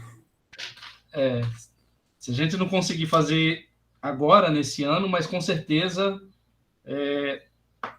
no ano que vem, no primeiro semestre, a gente já começa a conversar para organizar isso, um mini curso ofertado para o Brasil inteiro, né, através de videoconferência. Bom, agora o pessoal agradecendo aí, queria... isso que eu ia falar. Obrigado, pessoal. No chat aqui, o Alexandre, a professora Ivanildo, dando os parabéns para o Marcelo, Kelvin. Então, pessoal, quem tiver interesse em fazer alguma pergunta ao professor Marcelo, né, pode levantar a mãozinha aí pelo Google Meet ou se manifestar aqui no chat, tá? Então, a gente já tem o primeiro, o Alexandre Cavalheiro. Pode abrir o microfone, Alexandre, a câmera. Na seguida, o professor Eralci e o professor Fred. Boa tarde, professor. O senhor está me ouvindo? Estou ouvindo, Alexandre. É bem interessante o seu seminário, até porque eu estou estudando um pouco sobre isso também. O que eu queria perguntar para o senhor primeiro, que eu tinha mais uma pergunta, se der para fazer, claro. Assim, o senhor falou das distorções das perovskitas, né, que o senhor estudou ali. Como é que o senhor gerou essas distorções? O senhor encontrou elas? O senhor com a célula unitária, com a supercélula? Então, a gente, com a célula mais simples mesmo, né, porque como a gente queria fazer um estudo sistemático, né, não dava para alongar muito a célula e ver efeitos de longo alcance, né? Então, essas distorções aparecem mesmo com uma célula pequena e fazendo relaxação com os códigos, né? O VASP, em particular, é muito bom para fazer relaxação, né? E aí, o que acontece? Quando você coloca uma molécula, ela é totalmente direcional, né? E aí ela vai distorcer mesmo. É essencial colocar a interação de Van der Waals também, né? Tá, então, só para entender, o agente causador da distorção foi a molécula orgânica. Exatamente. Porque se você coloca na posição um átomo de césio totalmente simétrico ou rubídio, não tem distorção nenhuma. Então esse efeito passa a não acontecer. Mas como tem a molécula, você vai causar uma distorção. Então, e aí você tem que levar isso em conta. Na verdade, de maneira mais completa, tem estudos que até veem efeitos da molécula rodar completamente. Você tem um sistema estatístico, talvez é um estudo que eu imaginei fazer para o futuro aí. Tenho uma ideia para fazer isso. Eu já vi alguns trabalhos o grupo que a gente colabora lá em Cagliari também já fez alguma coisa nesse sentido, mas o efeito drástico é da molécula. Professor, então, só complementando o que você falou, uma coisa que... Isso é um artigo que eu publiquei recentemente aqui no grupo, e aí corrobora com o trabalho do Dalpian com o Zunger, que foi desse ano também. Não sei se você leu, que eles estudam exatamente a célula da perovskita e tem um problema entre a descrição de XRD experimental, né, e o que você usa para fazer o cálculo no VASP. Então, assim, o pessoal costuma usar aquela célulazinha quadrada, né, com césio no meio, sem distorção nenhuma. E aí, quando você faz o teste, você vai ver que basicamente tem uma discrepância entre o gap experimental e o gap teórico bem grande. E aí, esse trabalho da UPL investigou uma coisa que é bem interessante. Basicamente, o que foi a sacada deles? E a gente aproveitou isso no nosso trabalho também. Eles fizeram uma supercélula. A dele eu achei muito grande, tá? Foi uma célula com 160 átomos. A gente conseguiu fazer uma com 40. A gente conseguiu ver algo qualitativamente parecido, mas não com a mesma qualidade, óbvio. E aí, quando a gente dava esse grau de liberdade de você ter mais octaedros ali, não tem um octaedro só na célula unitária, eles começavam, na hora de fazer relação, eles começavam a rodar. Então, eles tinham uma distorção, o átomo de césio, às vezes, ele saía da posição dele central, tinha um deslocamento do césio também. Isso, o nosso trabalho foi com césio, germânio, cloro, iodo ou bromo.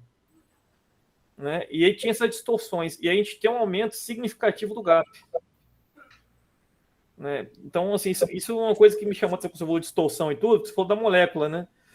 Mas existe essa questão também se aquela célula com um octaedro é suficiente para descrever o sistema. O universo é bastante complicado, né? A nossa ideia inicial era fazer um estudo sistemático, então a gente queria fazer 60 compostos, 48.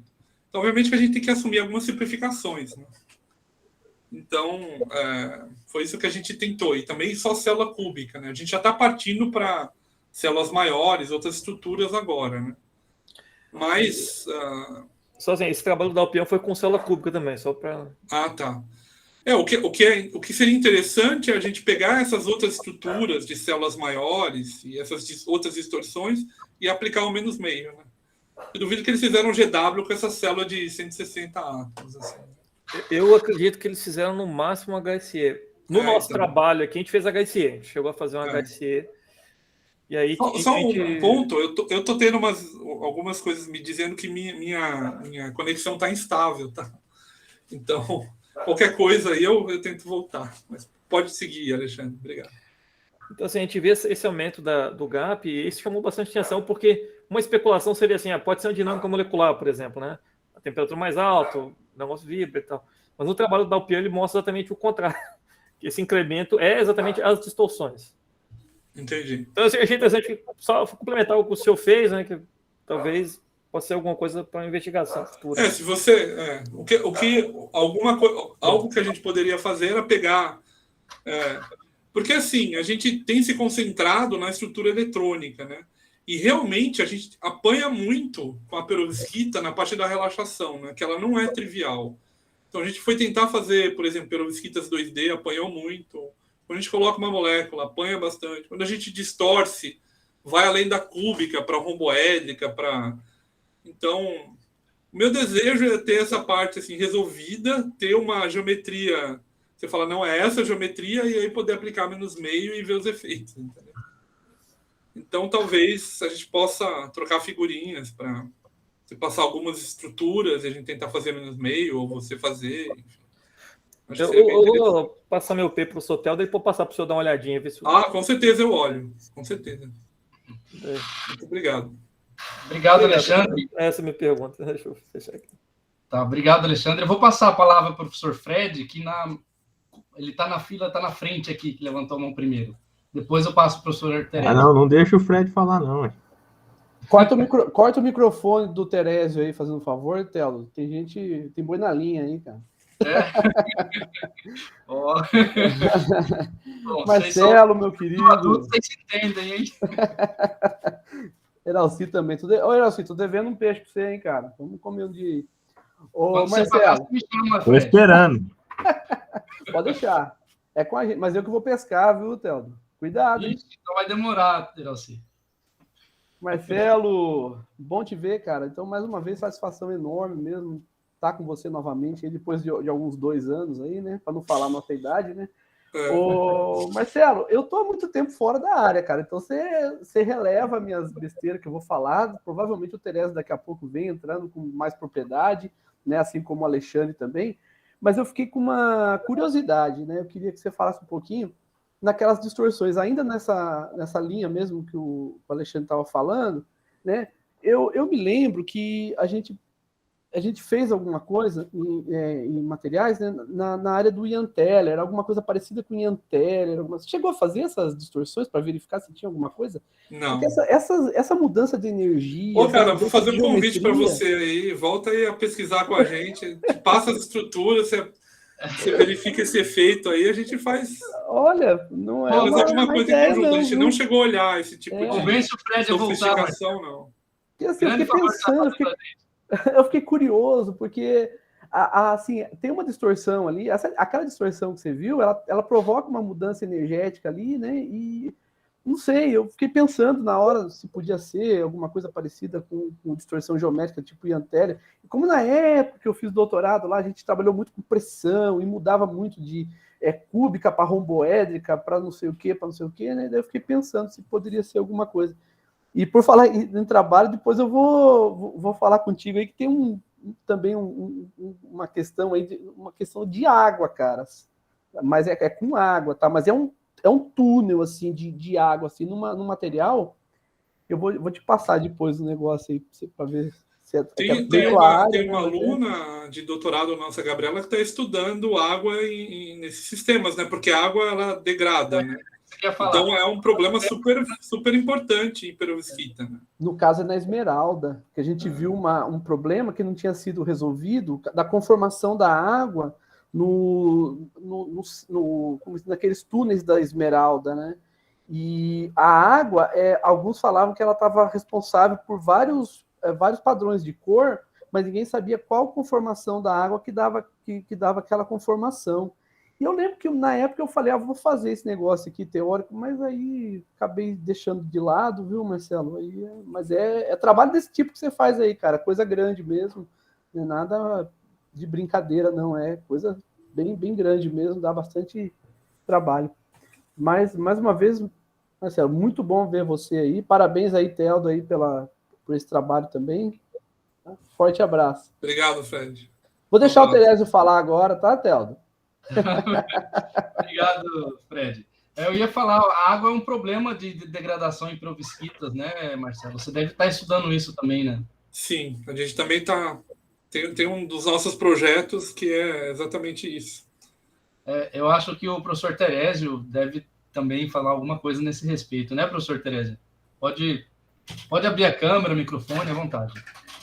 Tudo bem, professor Marcelo? Prazer em conhecer. Tudo bem, prazer.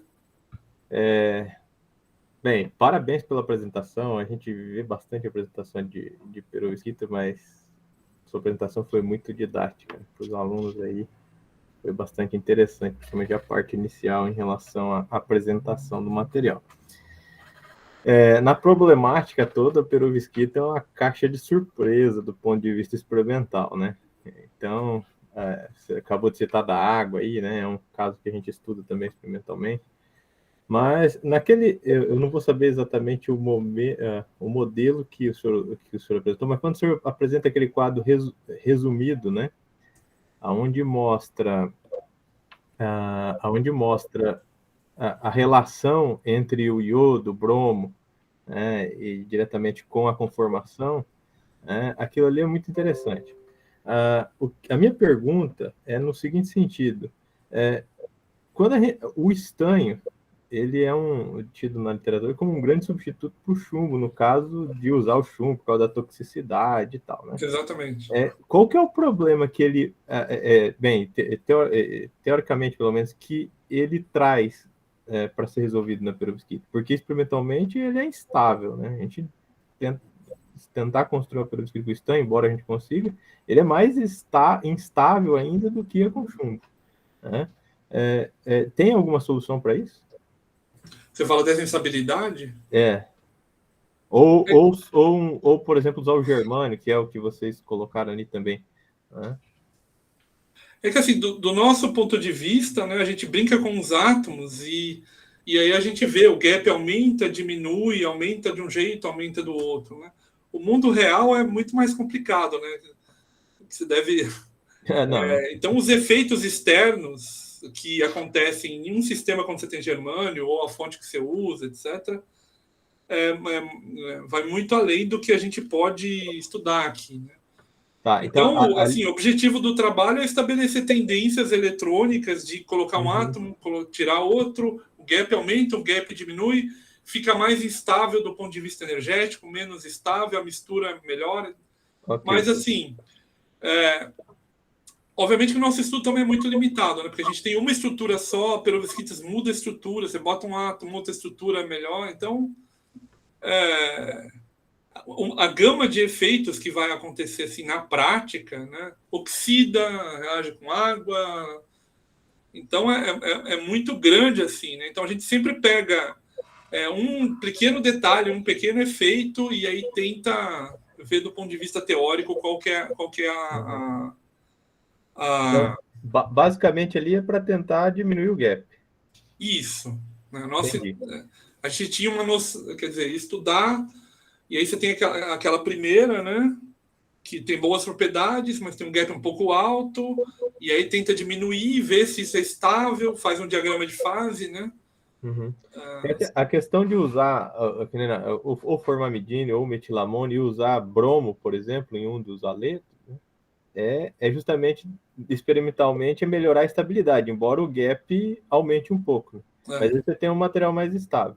Aí quando você muda para o estanho, bem, eu nunca estudei nada com o estanho, né? Mas eu tenho para mim que eu perco essa estabilidade. Quer dizer, não sei o que vale mais a pena. Eu tentar diminuir o gap para ganhar eficiência ou eu manter a estabilidade. A estabilidade que a gente pode fornecer no nosso modelo é a estabilidade da mistura. Então, se vai misturar ou se vai separar, né? Você tenta misturar um com o outro, se eles vão ficar juntos e ser uma coisa estável, se separa em clusters, uma separação de fase, cada um no lado. Entendi. E no caso ali, a segregação que você conclui ali, ela é uma segregação de fase, né? Então, ou ela na segunda parte do trabalho, né, você tem um diagrama de fase que mostra se esses átomos separam localmente ou não, uma separação de fase, né? É que assim, na primeira etapa, você tem compostos puros. Então, o que a gente chamou de segregação não é uma segregação assim, eu diria, do tipo de liga, de separação de fase, mas é uma segregação de distorção. Né? Então, o átomo vai para um lado. Distorcida. Isso, uma estrutura mais distorcida e o efeito disso nas propriedades eletrônicas. Né? Entendi. Então, nos compostos puros, a gente realmente não vai olhar a estabilidade deles. Né? A gente vai olhar como é que se dão as distorções e como é que é o efeito na propriedade eletrônica. Né? E aí, se eu tenho um efeito na propriedade eletrônica, experimentalmente eu poderia ver isso, por exemplo, na fotoluminescência. Sim, exatamente. Né? Você sabe o gap, né? Então, daqueles dois compostos lá, a gente conseguiu fazer essa conexão de ter uma distorção além do que ocorre em geral, e essa distorção a gente conectou com o nosso modelo com a propriedade do gap. Né? Quando você olha tendências gerais, né? Em geral, você tem tendências gerais de um átomo para o outro mudar, etc. Você tem muito claro lá e você tem umas anomalias que aparecem. Né? Então, a gente conseguiu associar as anomalias a essas distorções. Né? Foi exatamente esse efeito. Porque esse efeito de segregação, inclusive, tem um trabalho da professora Ana Flávia, né, que você colabora aí, que ela estuda a segregação justamente na fotoluminescência, né? É recente o trabalho, acho que ano passado, não sei se começo desse ano, eu não lembro. Mas é justamente isso. Oi?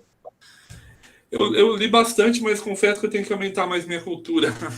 Porque eu não lembro se no estudo dela ela fala isso, direciona a esse problema que vocês estão vendo, ou é só a questão de segregação de fase mesmo, porque tem a ver com o aleto de bromo que você adiciona na perovskita para buscar estabilidade. Só que aí acaba que a célula solar não pode receber luz, que acaba sendo um absurdo. Você funciona ali alguns minutos e aí de repente se agrega e ali, mesmo estando com a atmosfera controlada, né? É um problema. Assim, a gente tem bastante cuidado, né? Porque assim, é muito difícil de fazer esses modelos atomísticos, né? Então, a gente tem plena noção que a realidade é muito mais complexa do que a gente pega uma parte da realidade e tenta simular ali, né? E tenta inferir algumas coisas mais gerais, assim, né? E aí, eu não tinha essa pergunta, mas como você citou a água, né? Vocês citaram a água aí, a gente tem uma linha de trabalho aqui e é justamente estudar a estabilidade com o ambiente, certo? Mas não na célula ainda, e sim na perovskita, para ver os comportamentos das propriedades ópticas e estruturais. E a gente está observando que depende muito da interface que a perovskita faz. Se ela está, por exemplo, em FTO, ou em ITO, a gente usa o PEDOT aqui também para fazer esses testes. Então a gente percebeu o seguinte, que quanto menos rugosa é a superfície que a perovskita faz a interface, você tem menos caminho para a água agredir ela, né? E porque não tem jeito, a hora que a água chega nela, principalmente as híbridas, né? Se tem muito material orgânico, ela começa a voltar para os precursores, né? Então você vai ter o iodeto de chumbo de novo, e aí não é ideal, né? E é interessante, porque a gente espera, né? Inclusive o modelo da primeira célula de perovskita, que é reproduzido até hoje, que é com TiO2 poroso, a gente espera que uma rugosidade maior, você garanta uma interface maior para ter a recombinação dos portadores, né? E isso também prejudica a própria perovskita, né? E acaba fazendo o contrário. Esse é um outro problema que eu acho que é pouco explorado na literatura, e eu até tenho um aluno que eu comecei que são a física dessa interface, né? Isso, a física de interface. Quer dizer, você tem a perovskita em cima de TiO2 ou em cima desses outros compostos aí. Eu acho que isso é uma coisa que eu tenho bastante vontade de estudar, mas que também exige um fôlego computacional aí enorme. Aí eu não sei qual que é a dificuldade, né? Eu imagino que seja complicado estudar a interface, né? Não... É complicado, porque você tem que... Como a gente trabalha com coisas repetidas, você tem um material e você cresce outro em cima. Se essa célula for pequena, você tem uma interface e a interface aparece logo depois. Então, para estudar essa interface isolada, você tem que crescer muito aqui e muito aqui. E aí você tem uma célula grande, e aí aumenta o custo para isolar esse sistema. Outra coisa é que, assim, se você pega semicondutores normais, 3,5, aquelas heteroestruturas bonitinhas, você tem uma estrutura, e aí em cima você tem a mesma estrutura crescida a partir dela, que só muda a constante de rede e tensiona um pouquinho. A minha impressão é que essas perovskitas tanto faz, porque assim... Você não tem o grau de pureza estrutural que você tinha usualmente. Então, você meio que... Como é que as propriedades do TiO2, por exemplo, como é que a interface TiO2-perovskita? Como é que uma acaba, a outra termina? Isso é importante, não é? Feito de... uma transição bastante... Depende, porque existe dois tipos de TiO2 para aplicação na célula, né? Existe um que eles chamam de planar, que ele é bem menos rugoso, e o poroso, que aí são poros na superfície que aumentam a interface, que inclusive aumenta a eficiência do dispositivo, só que ele funciona por menos tempo. E eu acho que um dos motivos é justamente a entrada ou ela mesma se degrada, né? Porque ela com a molécula acaba tendo muita estabilidade, muito defeito, e acaba tendo uma degradação ou uma segregação, e aí parte para a degradação com a própria luz, né? E aí ela tem uma estabilidade menor. Aí o pessoal usa planar. Mas a diferença de eficiência não é muito grande no final das contas de um em relação a outro. Mas eu tenho que entender, por exemplo, do ponto de vista atômico, né?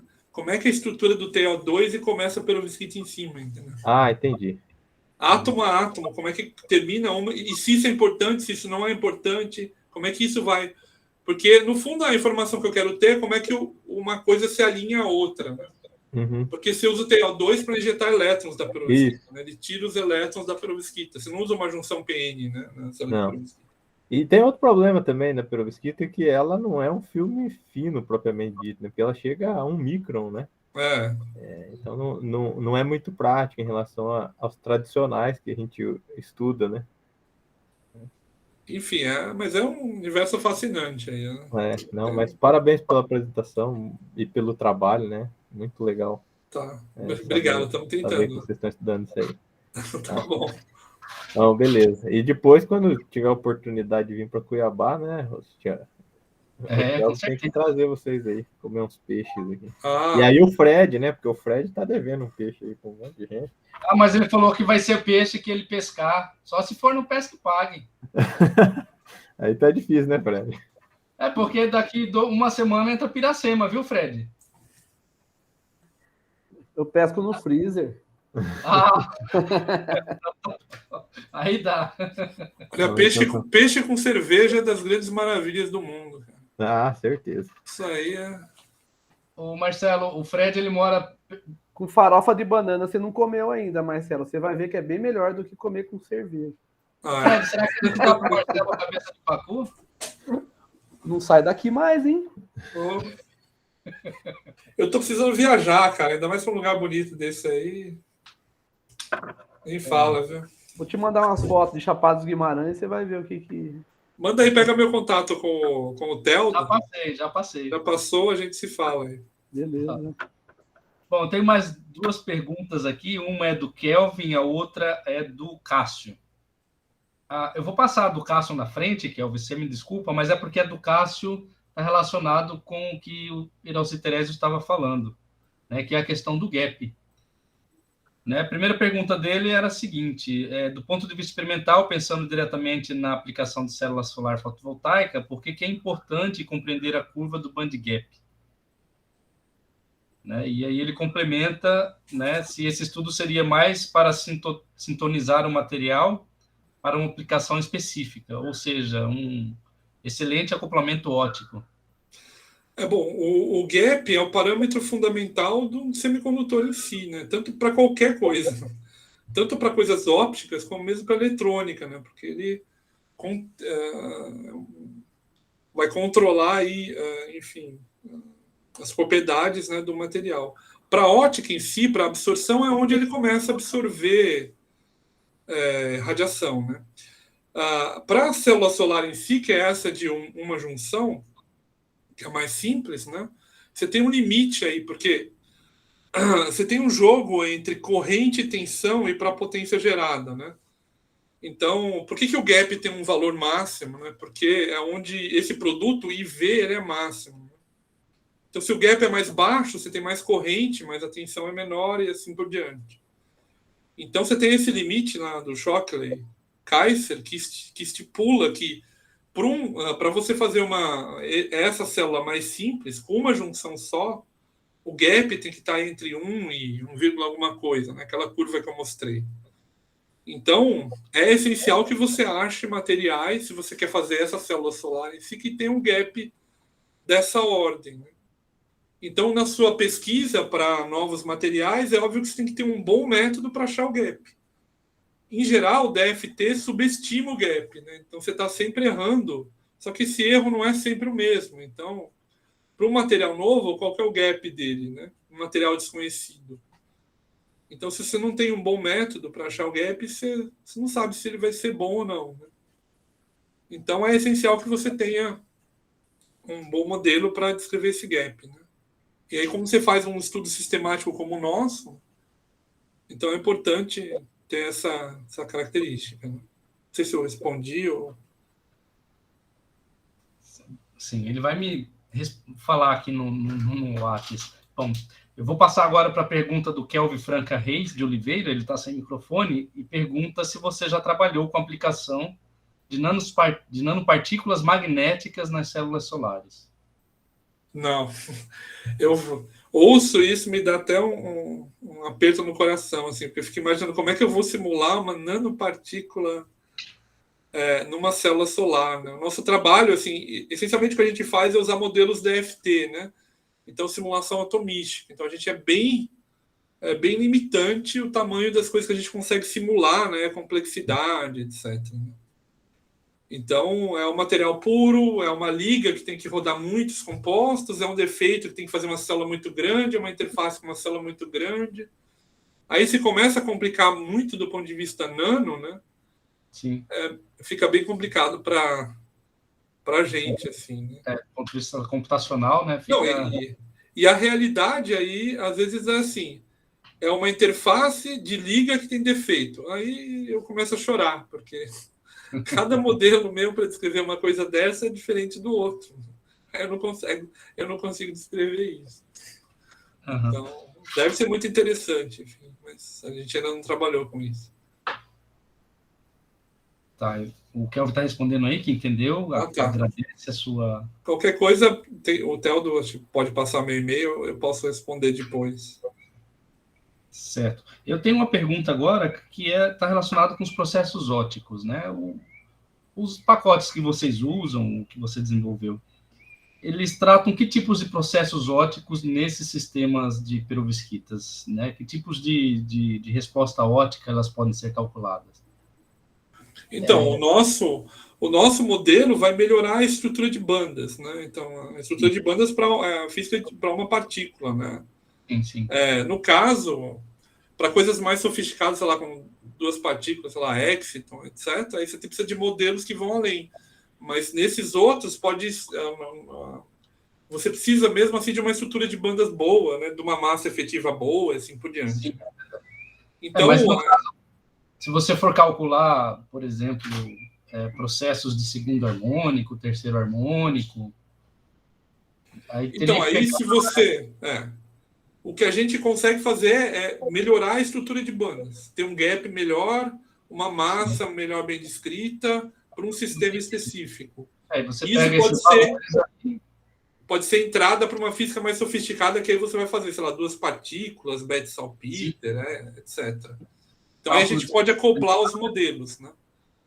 Que a gente tem um trabalho recente, por exemplo, que a gente usa menos meio e BSE em cima de menos meio, né? Que aí é outro passo bastante custoso, etc. Mas que tem como entrada uma estrutura de bandas melhor, né? Sim, entendi. E vamos ver. Outra pergunta era para você, mas é mais para provocar o Terésio, que está participando aqui, é com relação às ligas, né? Do ponto de vista experimental, você mostrou aí que... Só um pouquinho, meu filho, desce daí.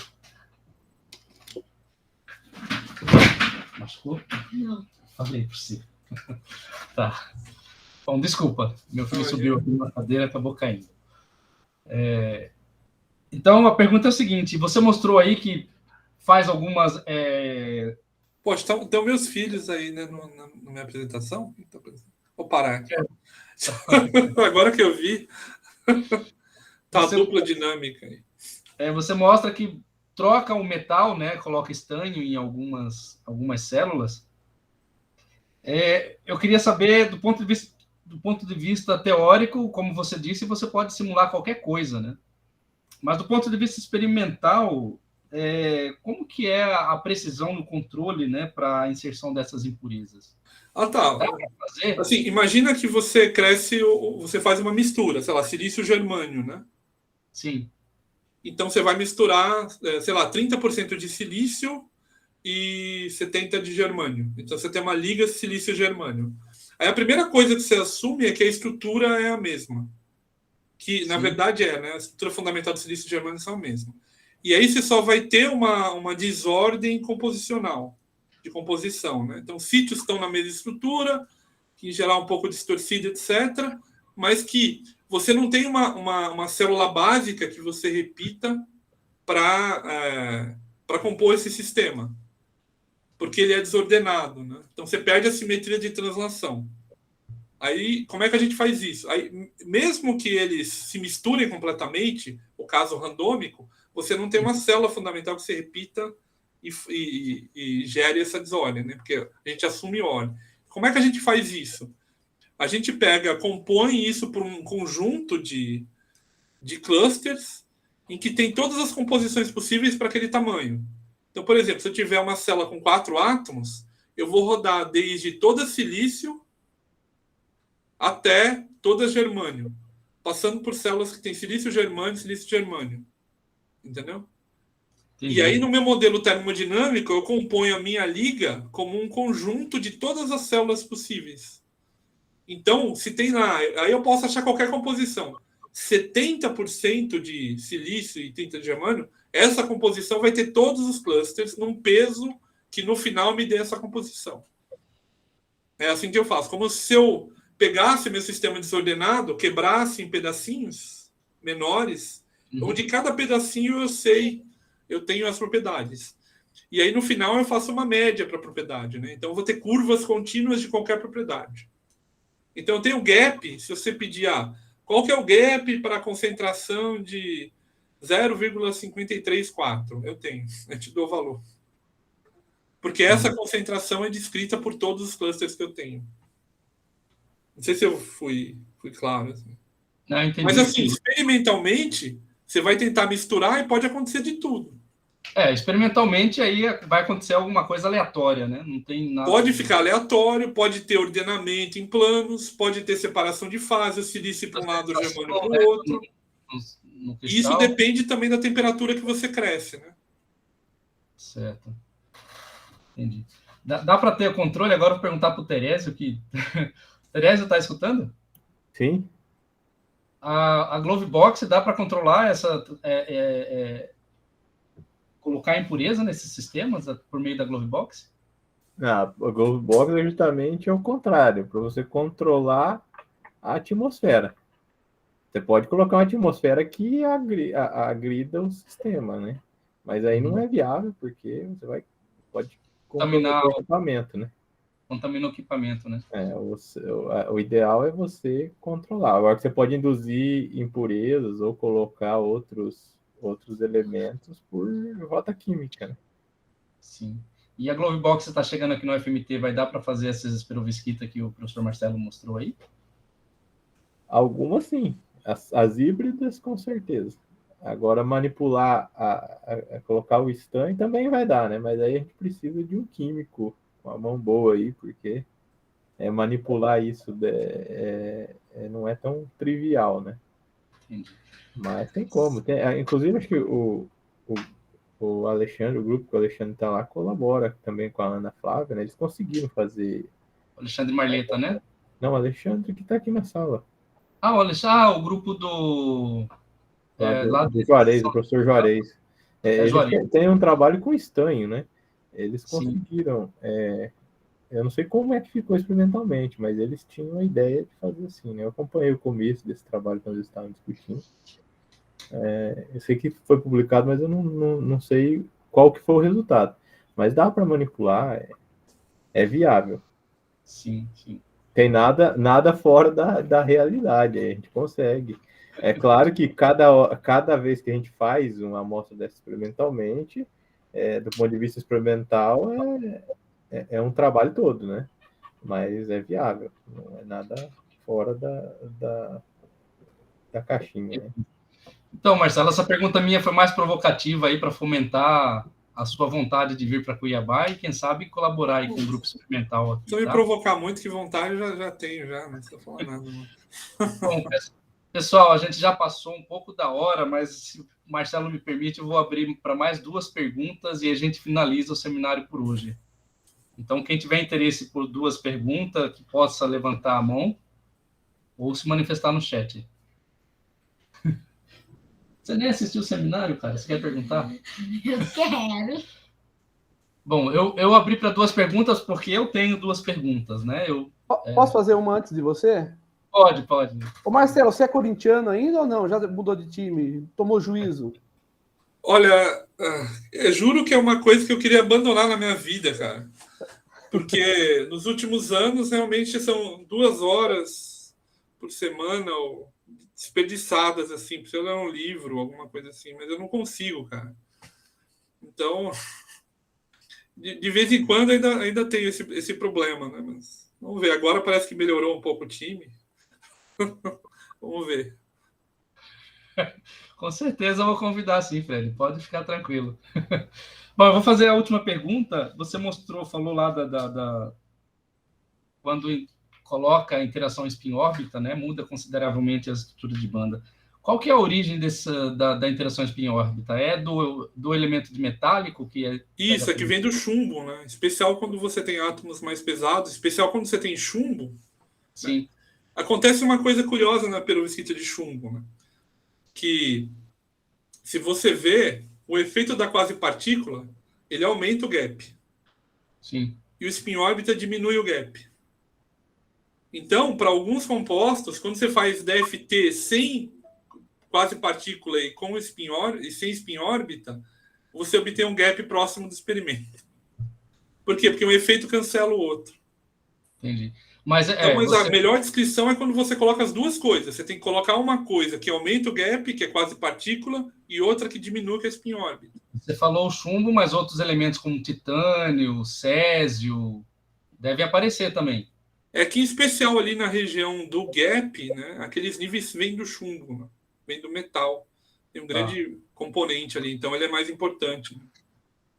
Esses átomos mais pesados, Marcelo, chega a ter necessidade de fazer algum cálculo relativístico, alguma coisa, ou você acha que isso... Então, o cálculo, ele já é... Os outros efeitos relativísticos, né, o VASP leva em conta a partir do próprio pseudopotencial, né, os efeitos de Darwin em massa, o próprio pseudo já é, desse ponto de vista, construído, né? E aí o cálculo de spin-órbita aí é explícito colocado na Newtoniana.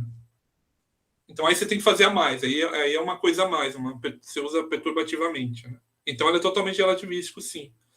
Tem que considerar spin-órbita. À medida que o metal vai diminuindo o tamanho, aí o efeito é menor, né? Aí não é tão significativo assim. Mas como as perovskitas mais importantes têm chumbo, então é sempre importante, né, considerar esse efeito. E aí o cálculo começa a ficar muito complicado, né? Porque GW, por exemplo, é complicado. A GW com spin-órbita é mais complicado aí. Não sei como é que eles fazem. Né? Muitas vezes nem fazem. Então, qual que é a nossa grande vantagem, eu diria, é que no nosso modelo é que a gente... Para descrever liga, tem desordem descrita, tem quasi-partícula e tem o spin-órbita. Então, são 3 efeitos complicados que a gente consegue no modelo. E mais polarização de spin, ou no seu caso não precisa, porque quando vocês usam o elétron meio lá, você já está implícito, é isso? Não, a polarização de spin, a gente não tem magnetismo, né? Não é um sistema magnético. Né? Pelo menos a gente não rodou até agora. Ah, ok, perfeito.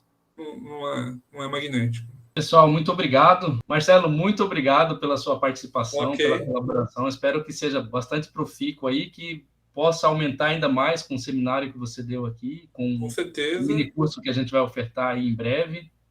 Né? Agradeço a presença de todos os docentes que estavam presentes aqui, o André, Diego, do Ceará. Muito obrigado, até a próxima. O próximo seminário nosso, daqui a 2 semanas, né, vai ser com a professora de Sergipe, ela vai falar sobre física nuclear. Né? Então, bom final de semana. Fico à disposição aí para qualquer eventual contato, tem meus contatos aí. Obrigado pelo espaço, foi bastante interessante. Espero que da próxima vez presencial. Bom final de semana para todos. Tá bom. Obrigado, abraço pessoal. A todos. Um abraço, tchau. Abraço.